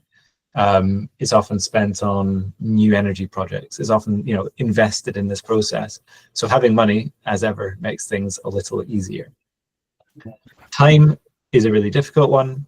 If you've got a group of people with a lot of time, great. But as we talked about representative-wise, it's hard to find a sample of people in any community where they have enough time to contribute to these sorts of things. I mean, I have a young family. I have tried in the past to continue my involvement in community renewables outside of my job, so volunteering, and typically that's really hard for me because of this phase of life I'm in, and that's something that people find in any community organization, that you often have people who are older and retired who have time. You often have younger people who are kind of using it as an experience building process, that kind of thing. So pre-university or within the university, over summers, that kind of thing. So you get these different types of people who may be involved, but time is always a constraint. Experience and expertise are kind of one and the same, but one refers to the technical skills or the skills to do things, and the other refers to the having done it before. So you might have expertise in energy engineering, but you may never have applied it in the way that you're talking about for your project. So with experience and expertise, what we're looking for is the engineering, the legal, the financial, the project management, and often you'll have 1, 2, 3 of these, but it's rare that any one community organization has the full gamut of things that you need to go through an energy feasibility study. And then the last two at the bottom, the support networks and access to funding. So support networks, really important, not just those in the room, but people in general working in community energy. those working kind of for the Net Zero Hub and in local authorities and community energy is leaning on those who can help. It's a very collaborative space, the community energy space, and I think it's really important to highlight that asking for help is critical. And then lastly, access to funding, which plays into the money side of things. So just a quick question, anything else that anyone feels is another kind of capacity or something that communities require that I maybe haven't covered?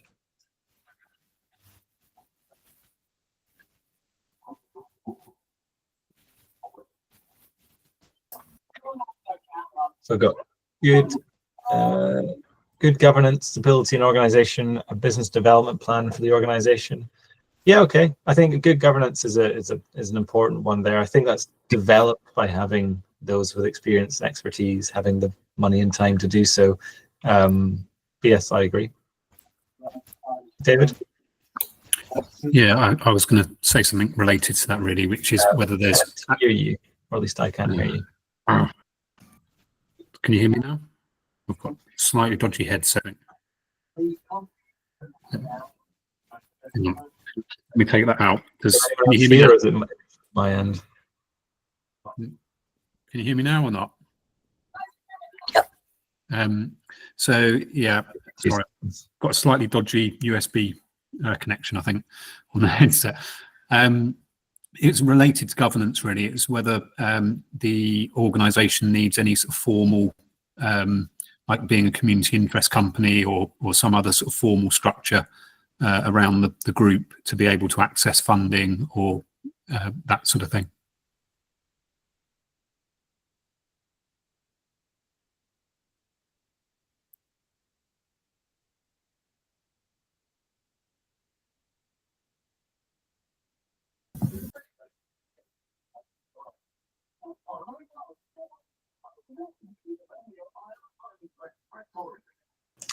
Sorry, David. I think that was an issue at my end somehow. I just presumed it was yours because we didn't hear you last time. But if you haven't already gone ahead, please do. I was saying it was kind of related to the governance issue around whether the group needs any sort of formal structure, whether it's a community interest company or some other type of structure in place to be able to access funding or other expertise. Yeah, okay. So yeah, I think governance can definitely fall into this. So we've got another comment in there around kind of convening, bringing the community together around the project. So it kind of falls into governance and building a membership and so forth, that kind of underpinning part that maybe delivers lots of these elements around time, experience, expertise, and so forth. And then Sheila, you've mentioned local council support. I think that's great if you can get it. I have seen lots of projects where the council has someone who's very involved and it's fantastic for the project. I've also more often come across a lack of engagement or engagement and then someone moves post and it all kind of falls to pieces. And yeah, it's a challenging one. But yeah, if you can get someone, local council or even going kind of county council wide, it's fantastic for the project. It lends a lot of legitimacy and a lot of, well, provides a lot of avenues to move forward with any project. Okay. So just moving on into how do we build capacity? So lots of this is kind of consistent with what we do in the kind of pre-feasibility stage, is about building that awareness of the project, building capacity through, well, effectively what people were mentioning there, kind of building up your membership body and building up the interested parties who can contribute to your project. So within reason and within resource, having community meetings, running awareness campaigns through newsletters, through schools, through delivering workshops, so potentially getting funding for something like carbon literacy, which is something that the Net Zero Hub has been doing, and then using that as a platform to engage people in the wider energy project. That's great. You may find that only 10% of people want to stay involved and can actually commit time, but those 10% of people could be crucial to your project happening. I think I've already mentioned the kind of showcasing examples and case studies. I think that's really important because for many who've never come across the concept of community energy, community-led energy, or even just local energy projects, it seems like a not absurd, but maybe unobtainable or overly complex thing to take on, and it takes quite a lot of discussion and quite a lot of demonstration to show people that this is something that others have done and that is completely achievable, and here are the benefits. So the outcome of that is sharing your understanding with others, but also trying to identify project leads, but also those kind of project champions, as I think David maybe mentioned, people who can do certain elements of our feasibility studies, who can contribute to making the project happen.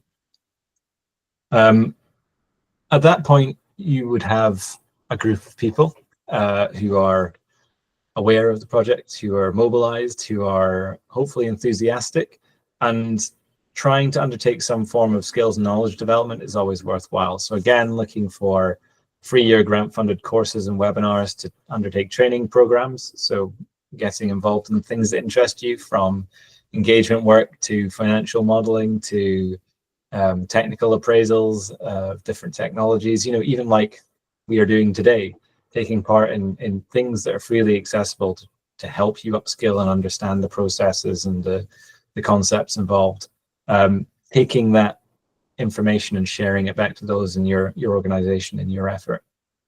And then learning from similar projects nearby. So hopefully someone in the room will be able to identify others who they've talked to already or plan to talk to about other projects in Leeds, other projects in their locality that can help them, whether in terms of sharing a resource or whether it's about sharing knowledge and experiences to say, this worked for us and this didn't, and here are our challenges, and kind of doing that knowledge transfer.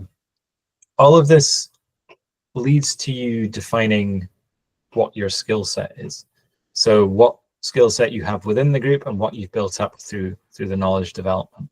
And conducting skills gap analysis, a bit of a management-y term, but basically saying we have this, we don't have this, is really good because it will help you to define what you want to do at the feasibility stage. So again, harking back to what I was talking about earlier, we've got project leads, managers, technical experts, planning experts, financial and commercial specialists, legal advisors. They're not everyone you may need. You might need others outside of this, but this is the kind of core team. So I've set out some roles and what they might do, but particularly looking to the right, how I have seen it in my experience in the sector is that the project lead is naturally the community. The project manager can be the community, or could be someone employed as a singular project manager for the program. I've seen that on community energy funded projects, but often it's an external PM. So something that Scene excels in is providing that management experience from start to finish. So we often kind of cover everything from project management down to the bottom. In fact, we would use external legal advice ourselves. So there's a kind of toss up there. It depends on your skill set, whether the community organization would take on the management role. Typically, technical experts, planning experts, financial experts, commercial experts are covered by an external consultant. But I have a bias here in that the projects I've been involved in, I have been that external consultant. You may find that you have someone who's very skilled and expert in the planning system within your organization, and therefore that could be brought in-house. It's worth flagging here that historically grant funding for community projects used to only allow you to pay for an external consultant. The Great British Energy Community Fund will allow you to pay in-house costs. So where you are going to take the time of your staff to deliver the project, you can build that into the grant cost itself. This is something we try to recommend that groups do, to give them some money to project management, for instance. It's quite an undertaking, quite a resource commitment. So yeah, it's good to see, and it definitely helps in allowing that right-hand side turn from external consultants to community organization where appropriate. And I won't cover legal advisor again, but as I mentioned, very specialist and quite expensive, but definitely required.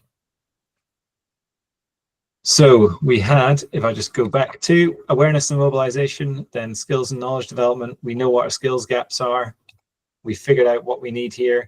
So we're going to go and plan out our project. So we've done some pre-feasibility, so mapping, community mapping of what's out there, your stakeholders, your energy resources, your energy demands, the sites you're going to look at. You're going to undertake that pre-feasibility study and get a concept design in place. I think we've talked through that enough. The next bit is getting to the feasibility study. So you need to marry these two things up. Take your concepts, your studies you want to do, your skills analysis to say these are the internal skills we'll use and these are the external skills we will need, and then identify funding sources. So the outcome of this is we establish a theoretical team that can deliver on a feasibility study. To do that, we would secure funding. Here are some funding options for you. So I've mentioned the Great British Energy Community Fund. So that's £40,000 for phase 1 projects, deadline 12th of November. There's often local authority funding for community energy or climate projects and programs. That's a bit of a who's your local authority, go and talk to them thing. But there are examples across the Northeast and Yorkshire. DNO funding, so Northern Power Grid Foundation particularly have £20,000 grants available that's open for applications. And then UK-wide schemes such as the Energy Redress Scheme. So that's, I think, currently closed. I'd have to check that.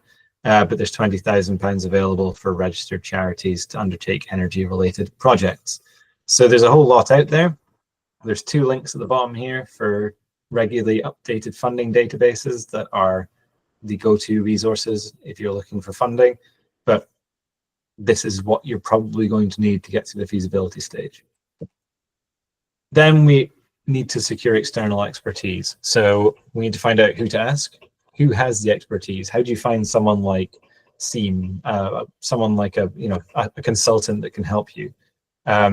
So one of the ways is to approach your funder, so the likes of the Net Zero Hub, or to talk to community representative bodies. So Community Energy England are very good friends of ours, and I would highly recommend going to talk to them about your project and looking at the resources they have and the help they can potentially give you. What are we going to do? We're going to draft an invitation to tender or a request for quote. I'll talk about the differences there. And this would potentially be one combined document that you'd send out to someone like SEAM, and we would respond saying this is how we do it and this is how much it costs. But it could also separate out for specific things. So if you just need a legal expert or you just need a technical expert, then kind of different procurement approaches to each are a good idea. Where are we going to do this? We're going to directly contact suppliers if we can, so sending out emails, but often, well, sometimes communities will use public contracting websites and platforms. It's a lot more complicated. It is only really appropriate for the biggest projects and usually only happens towards the installation phase in my experience. When we're looking at when the funding stream is, whether it's applying for funding with the quotes in place. So for the Great British Energy Community Fund, the expectation is your proposal comes alongside 3 quotes for the works. So there's quite a lot of preparation to get quotes in to then submit a proposal. Other funding programs will tell you they've got funding before you go out to quote, which in my view is the more appropriate way of doing things. And then how we're going to use our agreed scope and an assessment methodology that is consistent for the tender exercise to secure this expertise, which I'll talk about briefly. What's in a good invitation to tender? I won't go through this in too much detail because there's reams and reams of this information online. There's templates yet again from Local Energy Scotland that are great. They're kind of technology specific templates. But what you really want is to tell people about yourself, your organization, your location, your aims, to scope out what you want. You know, where is your site. What technology options are you interested in, and what do you want to get out of this? You've got to have your evaluation criteria. So are you going to score this between price and quality? The timescales for procurement and delivery. So you've got 6 weeks to respond. You've got a year to deliver. That's very typical. A budget or budget range. So giving them an idea of what kind of budget you have at hand, as well as making sure that's clear that it's with and without VAT, with or without VAT. Just to make sure that you don't end up with issues later down the line. We have come across this quite regularly, where budgets drop 20% because of a lack of understanding of how VAT applies. And then submission requirements. So what information do you need from your tendering organization? Their experience, a method statement, case studies, CVs, all the kind of typical things there. And then your scoring methodology. So that is that, and I think that going and looking at these templates when you get to the stage is a really good idea. There's a whole body of information on how to best procure services at the feasibility stage.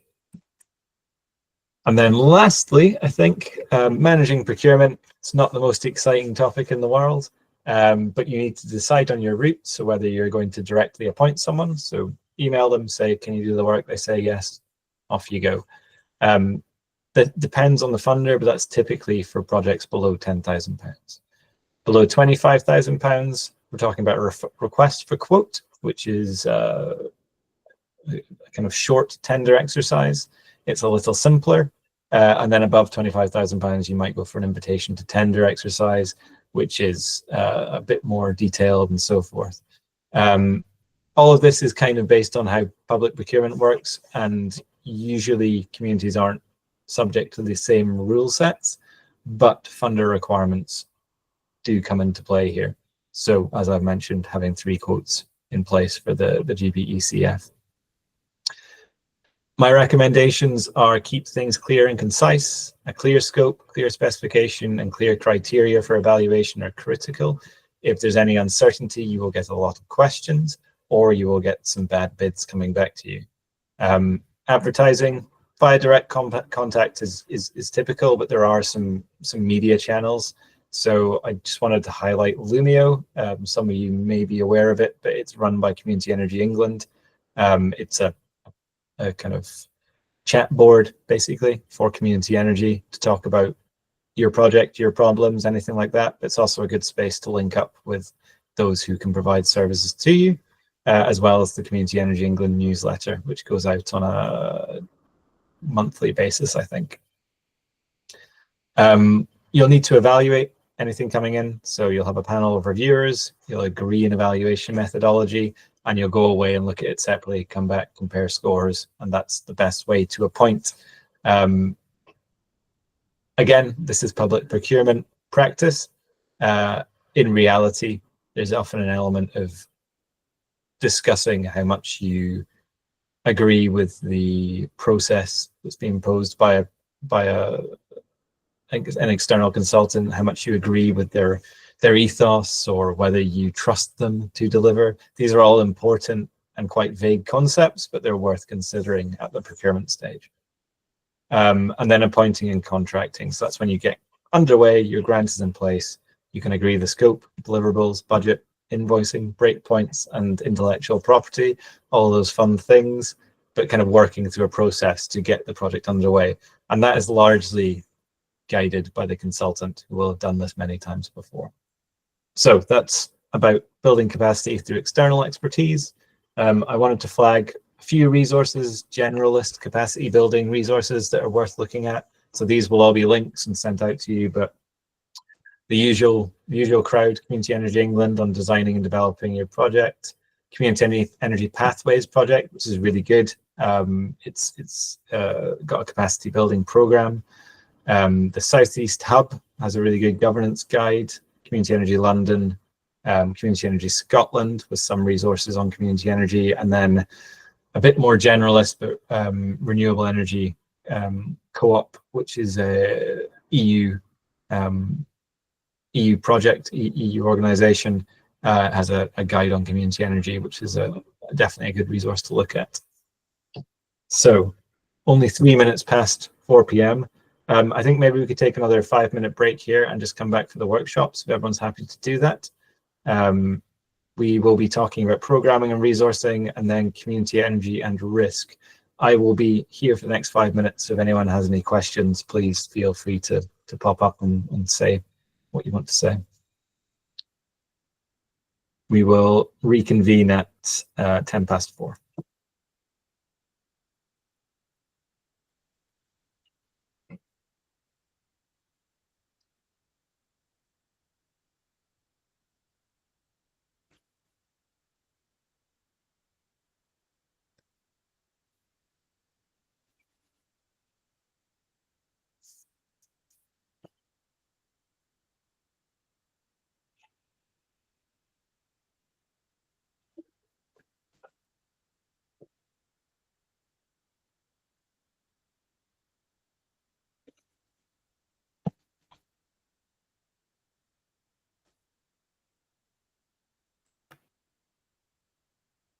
Hi, Sandy.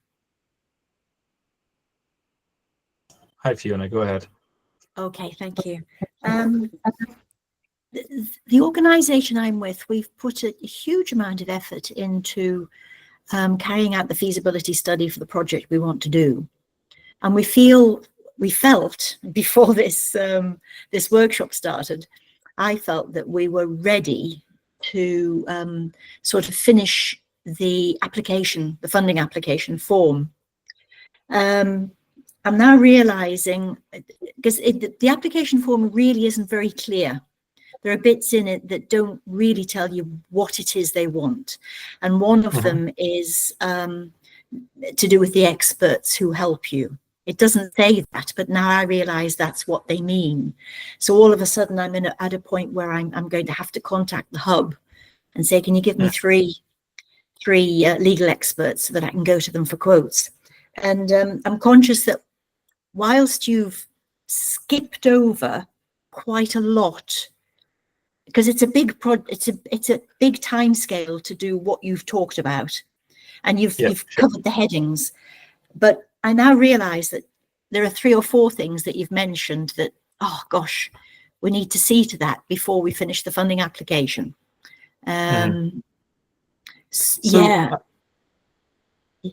Yes, I know this is challenging.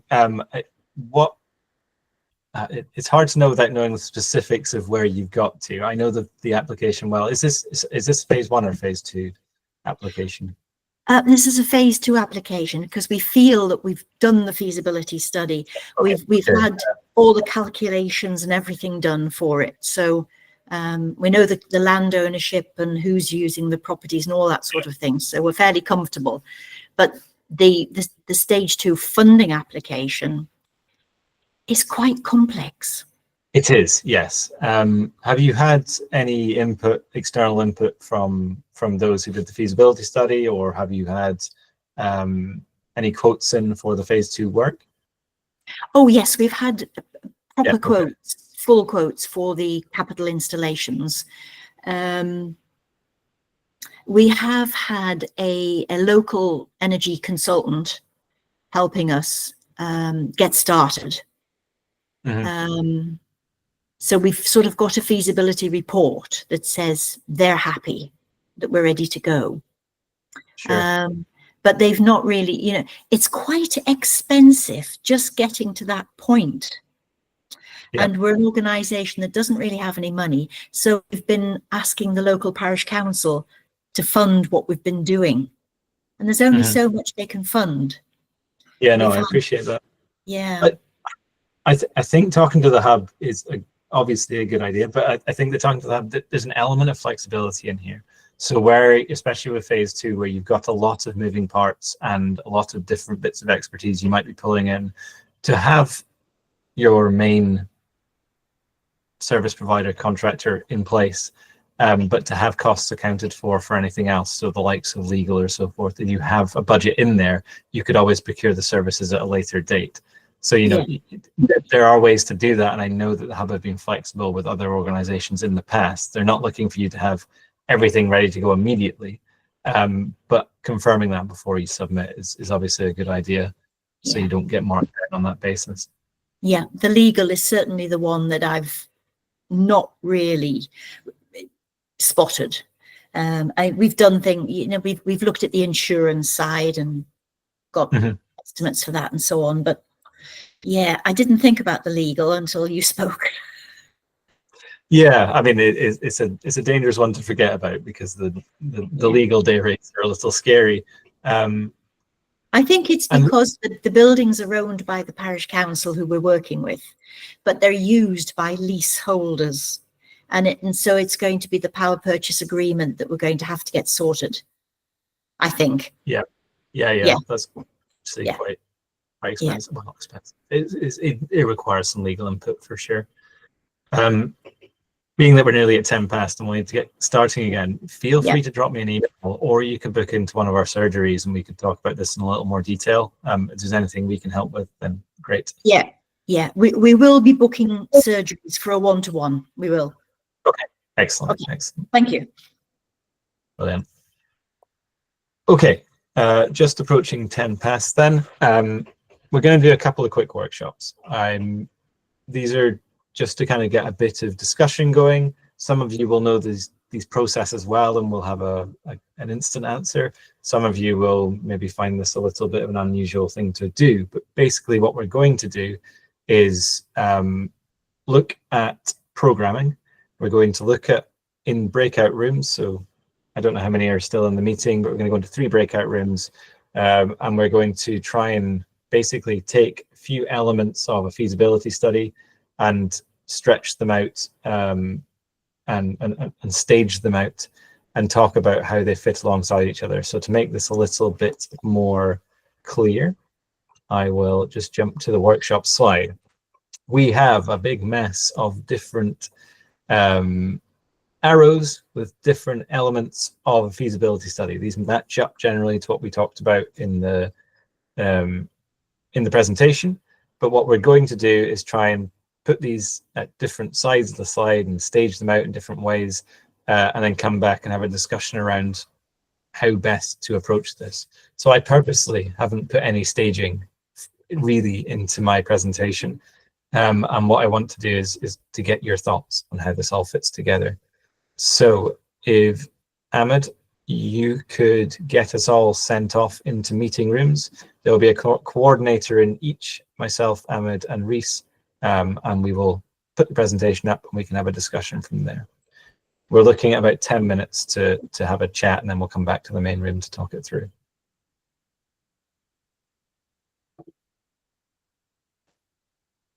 You should now get a button that says join a breakout room. If you can click join, it would be great.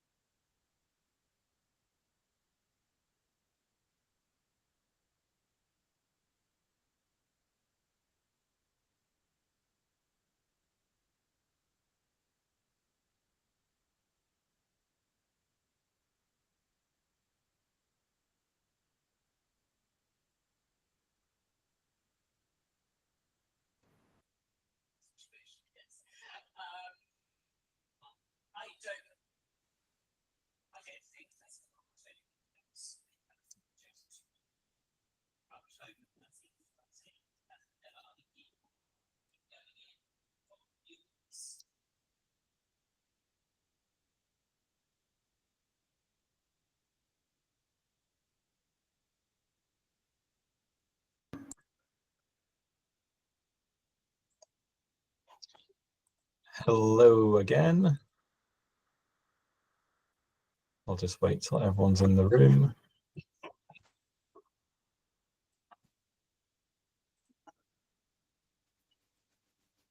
Okay, a little bit of a reduced bunch, but I hope that was an interesting discussion at year end. Within our group, everyone was very agreeable and came to a conclusion that you can see on the page. It's a little bit messy, thanks to my poor graphic skills. But as you can see, we're quite confident on our project scoping and conclusions. I'm sure everyone was, but had probably the biggest discussion around where does stakeholder engagement come. So we initially staged it out from the start, but actually staged it right across the project in the end. We talked a bit about data collection and the fact that it naturally happens right after that project scoping, but could run on way past the end of the project as you're ever improving your data collection and your understanding of energy demand, for instance. We had a little bit of a chat around staging of resources to system design to when can you put in a grid connection, when can you do a grid connection assessment, when can you start the planning and consenting review. I actually chucked in a bit of an earlier start to our planning and consenting assessment because it's one of our big outside dependencies. We know that planning authorities take forever and that often you'll find you're getting your planning advice a couple of months after you complete your project. So that's something that I'd always recommend starting early within reason once you have an idea of what you want to do. Can I maybe hand over to Reese and Ahmed to talk through what happened in the other groups and maybe point out anything that differs to what we have on the page here? Do you want to go, Ahmed, or shall I go first? I go on. Me? Okay. Yeah, good discussion with my group. Not to blow our own trumpets, but we were quite efficient. We got we came to an agreement quite quickly. It was quite nice. Good discussion about, engagement. One particular comment about how much engagement to do. One of my attendees had a experience about not doing any engagement at all or little to none because the project was unviable. So if the project was unviable and they did load of engagement, they're going to ask questions about why this isn't happening anymore. So it's a bit of a kind of 50-50 scenario. Do you tell them enough information, or do you kind of wait until the results are a little bit more concrete before going public? Agreed on grid connection and planning. Any external tasks that aren't kind of down to you, try and do them early as possible, or things may get, or the timeline may get a little bit muddled up.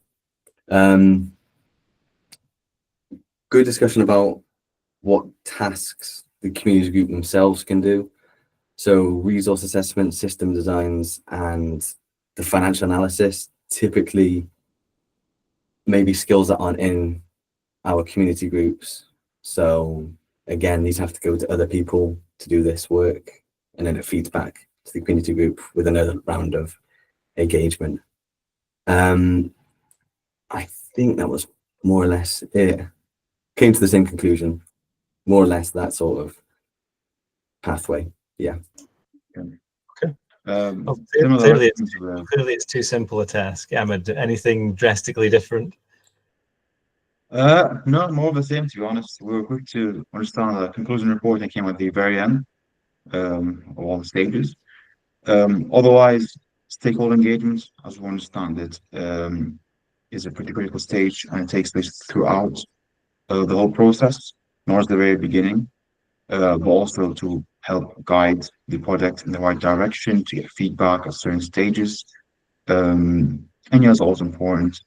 Otherwise, we had discussions on data collection and site assessment and grid connection assessments, and when do these take place and how. And that's pretty much it. Okay, brilliant. So I'm very conscious of time. I did have a second session to work through, which was really on risks. So I'm sure everyone's very excited to look at. But I think with the timings of where we're at now with at 4:30, I think I'm going to move on to just talking through a little bit more about well, the concluding parts of this, and to really flag the other opportunities that are out there, as well as to give you a chance to ask questions. I'm very conscious that I have talked a lot, and I just wanted to give the opportunity for others in the room to talk about their projects, to ask some questions, to have the chance to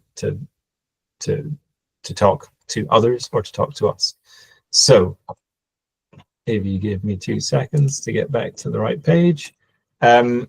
What I hope everyone got out of today is some more information on how to develop low carbon ideas into something that's both locally appropriate, so building in people's views and knowledge, and is, you know, locally supported, so building consensus and support in your community.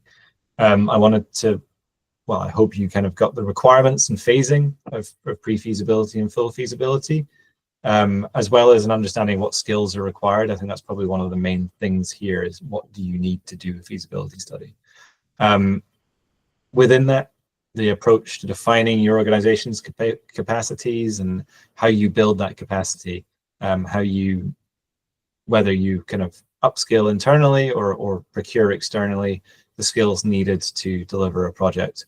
And probably something you will have to look back on once we send the slides over is the various resources that I've been sprinkling throughout that allow you to undertake pre-feasibility, to understand the staging and the processes needed within the feasibility studies, to develop an invitation to tender, all these kind of specific things that are often new and often challenging. So my kind of general question to people is, off the back of what we've talked about today, what do you plan to do next with your project? Is there something that maybe it doesn't relate to today, but, you know, where are you going next with your project, and what can we maybe help you with, whether kind of directly after this or through the surgery sessions, which I'll introduce again in a second. Does anyone have anything to add there? Walt, go ahead. Yeah, I guess as I mentioned when I did my introduction, I've been getting some experience by working in like mainly York Community Energy, but I guess part of it is because I've been going in, being said, oh, can you do this? I'll do that. I've very much been looking at the detail, and I've not really had the headspace to think about what's the end-to-end process and what, you know, what are the stages and how does it all kind of fit together. So I guess what I'm going to be doing is kind of reflecting and thinking through the stuff that's been talked about today, because I think that's where the gap is for me, is that, you know, I'm this cog, but what's the machine look like? I think that's something that I've struggled to do because I've been head down work. So I think this is really good to start thinking about that sort of thing. Sure. Okay. Yeah, we did or you may well be aware, we've been working with York Community Energy on the Lowfield Green project. So hopefully we will catch up again on that front. Indeed. Yeah. David. Yeah. So the project that John and I are working on off electricity grid properties in Northumberland, we're only in about week 2 or 3 of employment at the minute, so we're really early stages. So at the minute we're just trying to get all our data sources together and actually identify. Obviously, nothing matches all the different data sources, so we're just trying to get to our sort of definitive position really initially.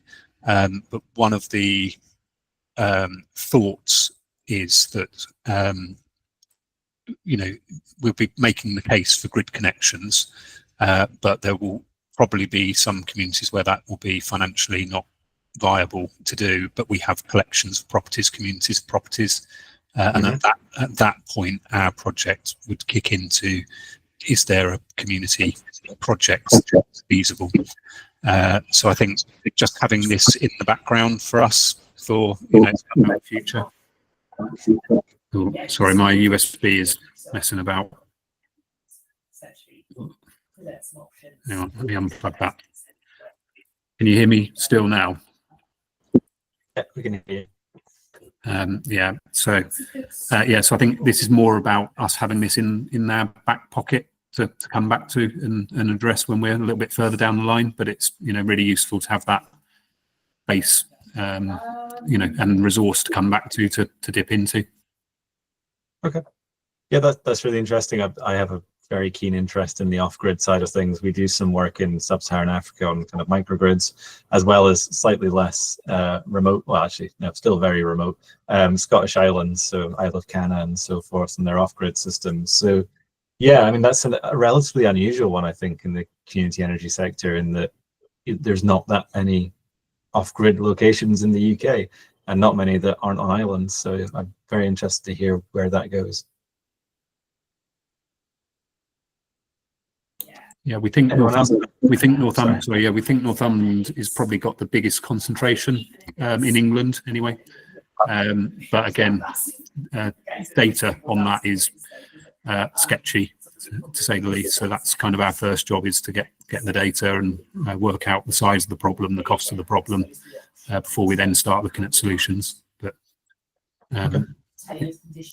interesting. And does anyone else have anything to add on what their next steps are and how what we've talked about today might help with that? One thing that I've not heard anybody talking about that was very high on my personal list of priorities when we were looking at our project was resilience. And we were very keen on trying to make ourselves so that we had a central hub and that we didn't go anywhere near Northern Power Grid. That was our intention, because we're a ribbon development along a road and relatively easy to feed power supplies in. I realistically, I don't know whether we can do it, but we were going to do that along with Wi-Fi connection in as well. Does anybody else get that feeling that there is a desire for resilience? Because we've had so many local power cuts recently, everybody's fed up.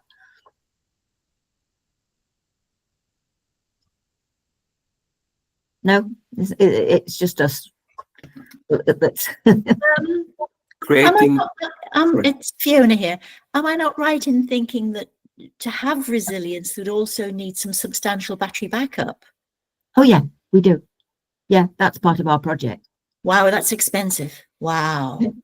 Oh yeah, but we're looking at a wind turbine, solar, a battery, and some hydrogen production. Yeah, it's a full sort of energy supply for the whole area. Yeah, but that's what we think is what we actually need, because if we don't have that, anything else is just. I'm not saying it's not essential. Of course it is. Anything's great, but it doesn't really merit the amount of work that this is all going to require to take it to fruition.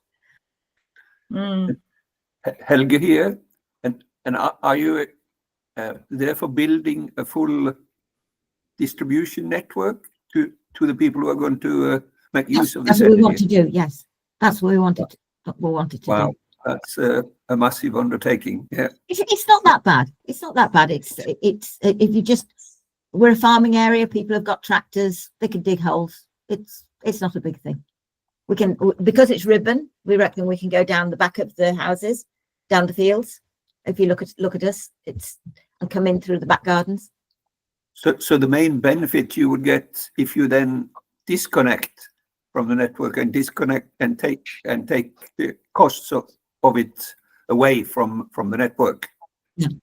As my experience for my own house and having invested in a wind farm in Scotland, which is a community wind farm, which was meant then to cover the energy for my house in Leeds, in North Leeds.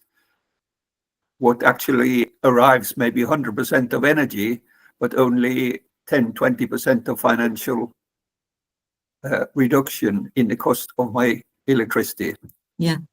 So 80-90% is various support systems, green energy supporting early PV systems, and all the rest of them eat so much that I can understand what Sandy was saying, that unless you got 60% or more internal demand for your production, then it's unlikely to be viable for solar.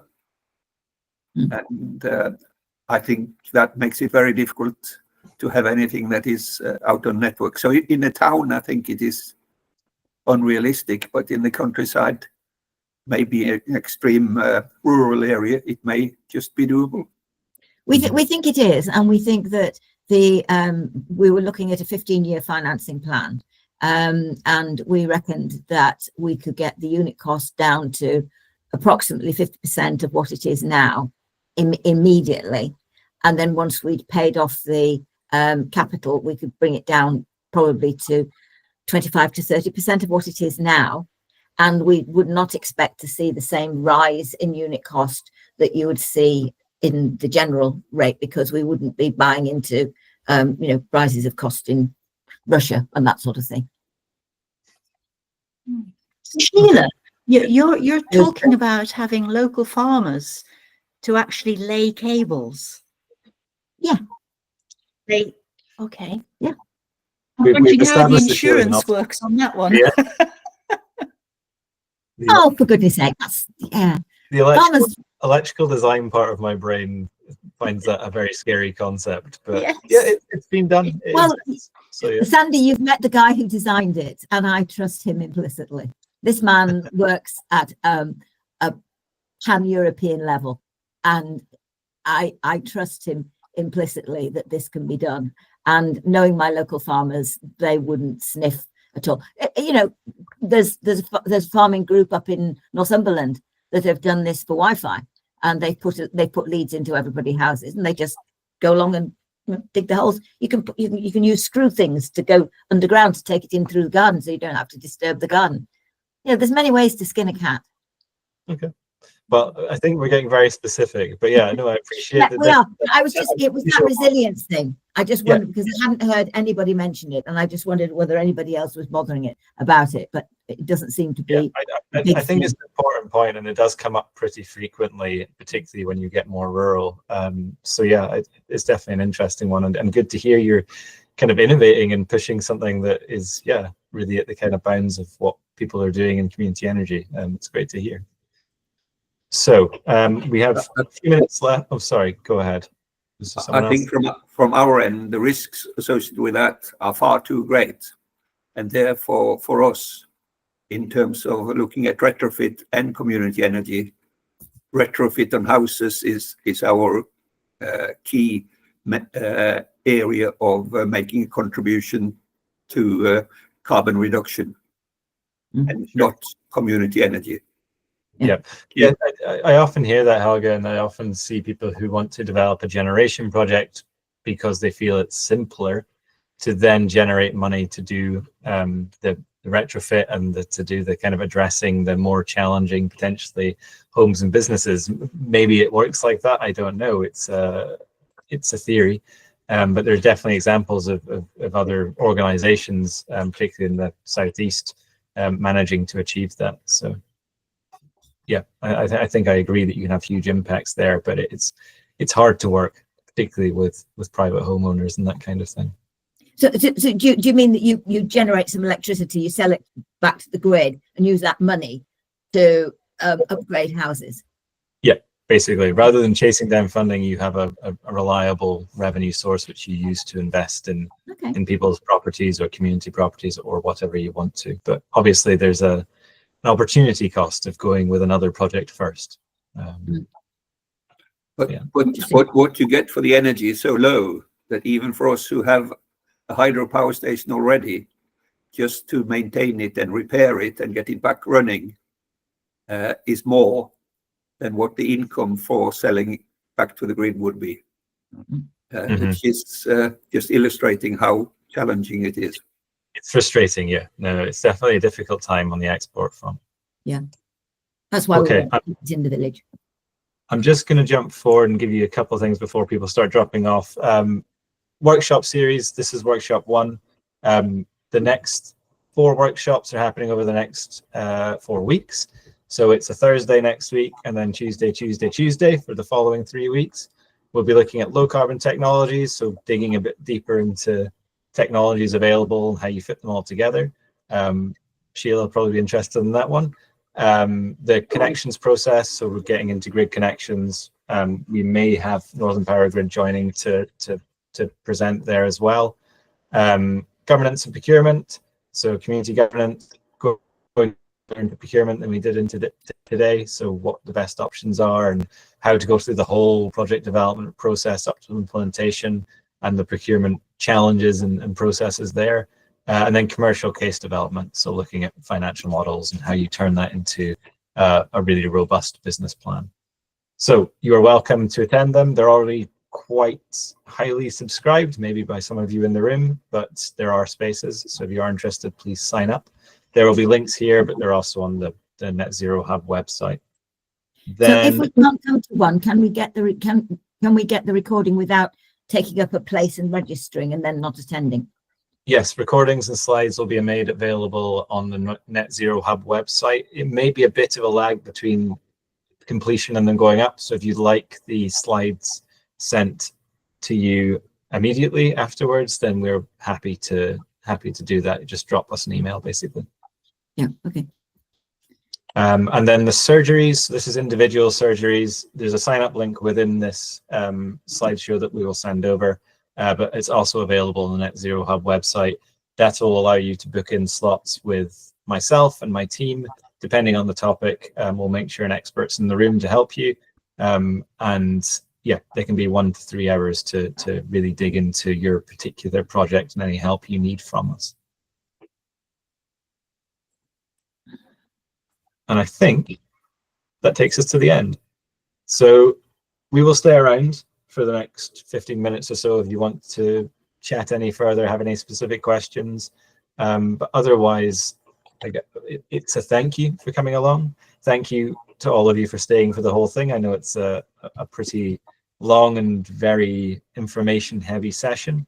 And yeah, you know, if there's anything that Scene can help with, whether it's through these surgeries or whether it's just through dropping me an email, please feel free to do so and I will help wherever I can. But thank you for coming along. Thank you. Thank you. Bye. Thank you very much. Thanks. I've got a question actually. Yeah, go ahead.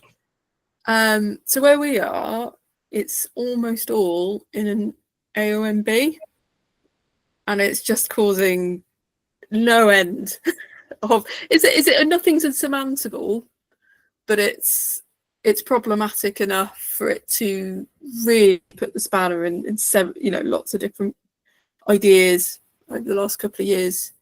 And I just, I'm not even know what the question is. It's just. Okay.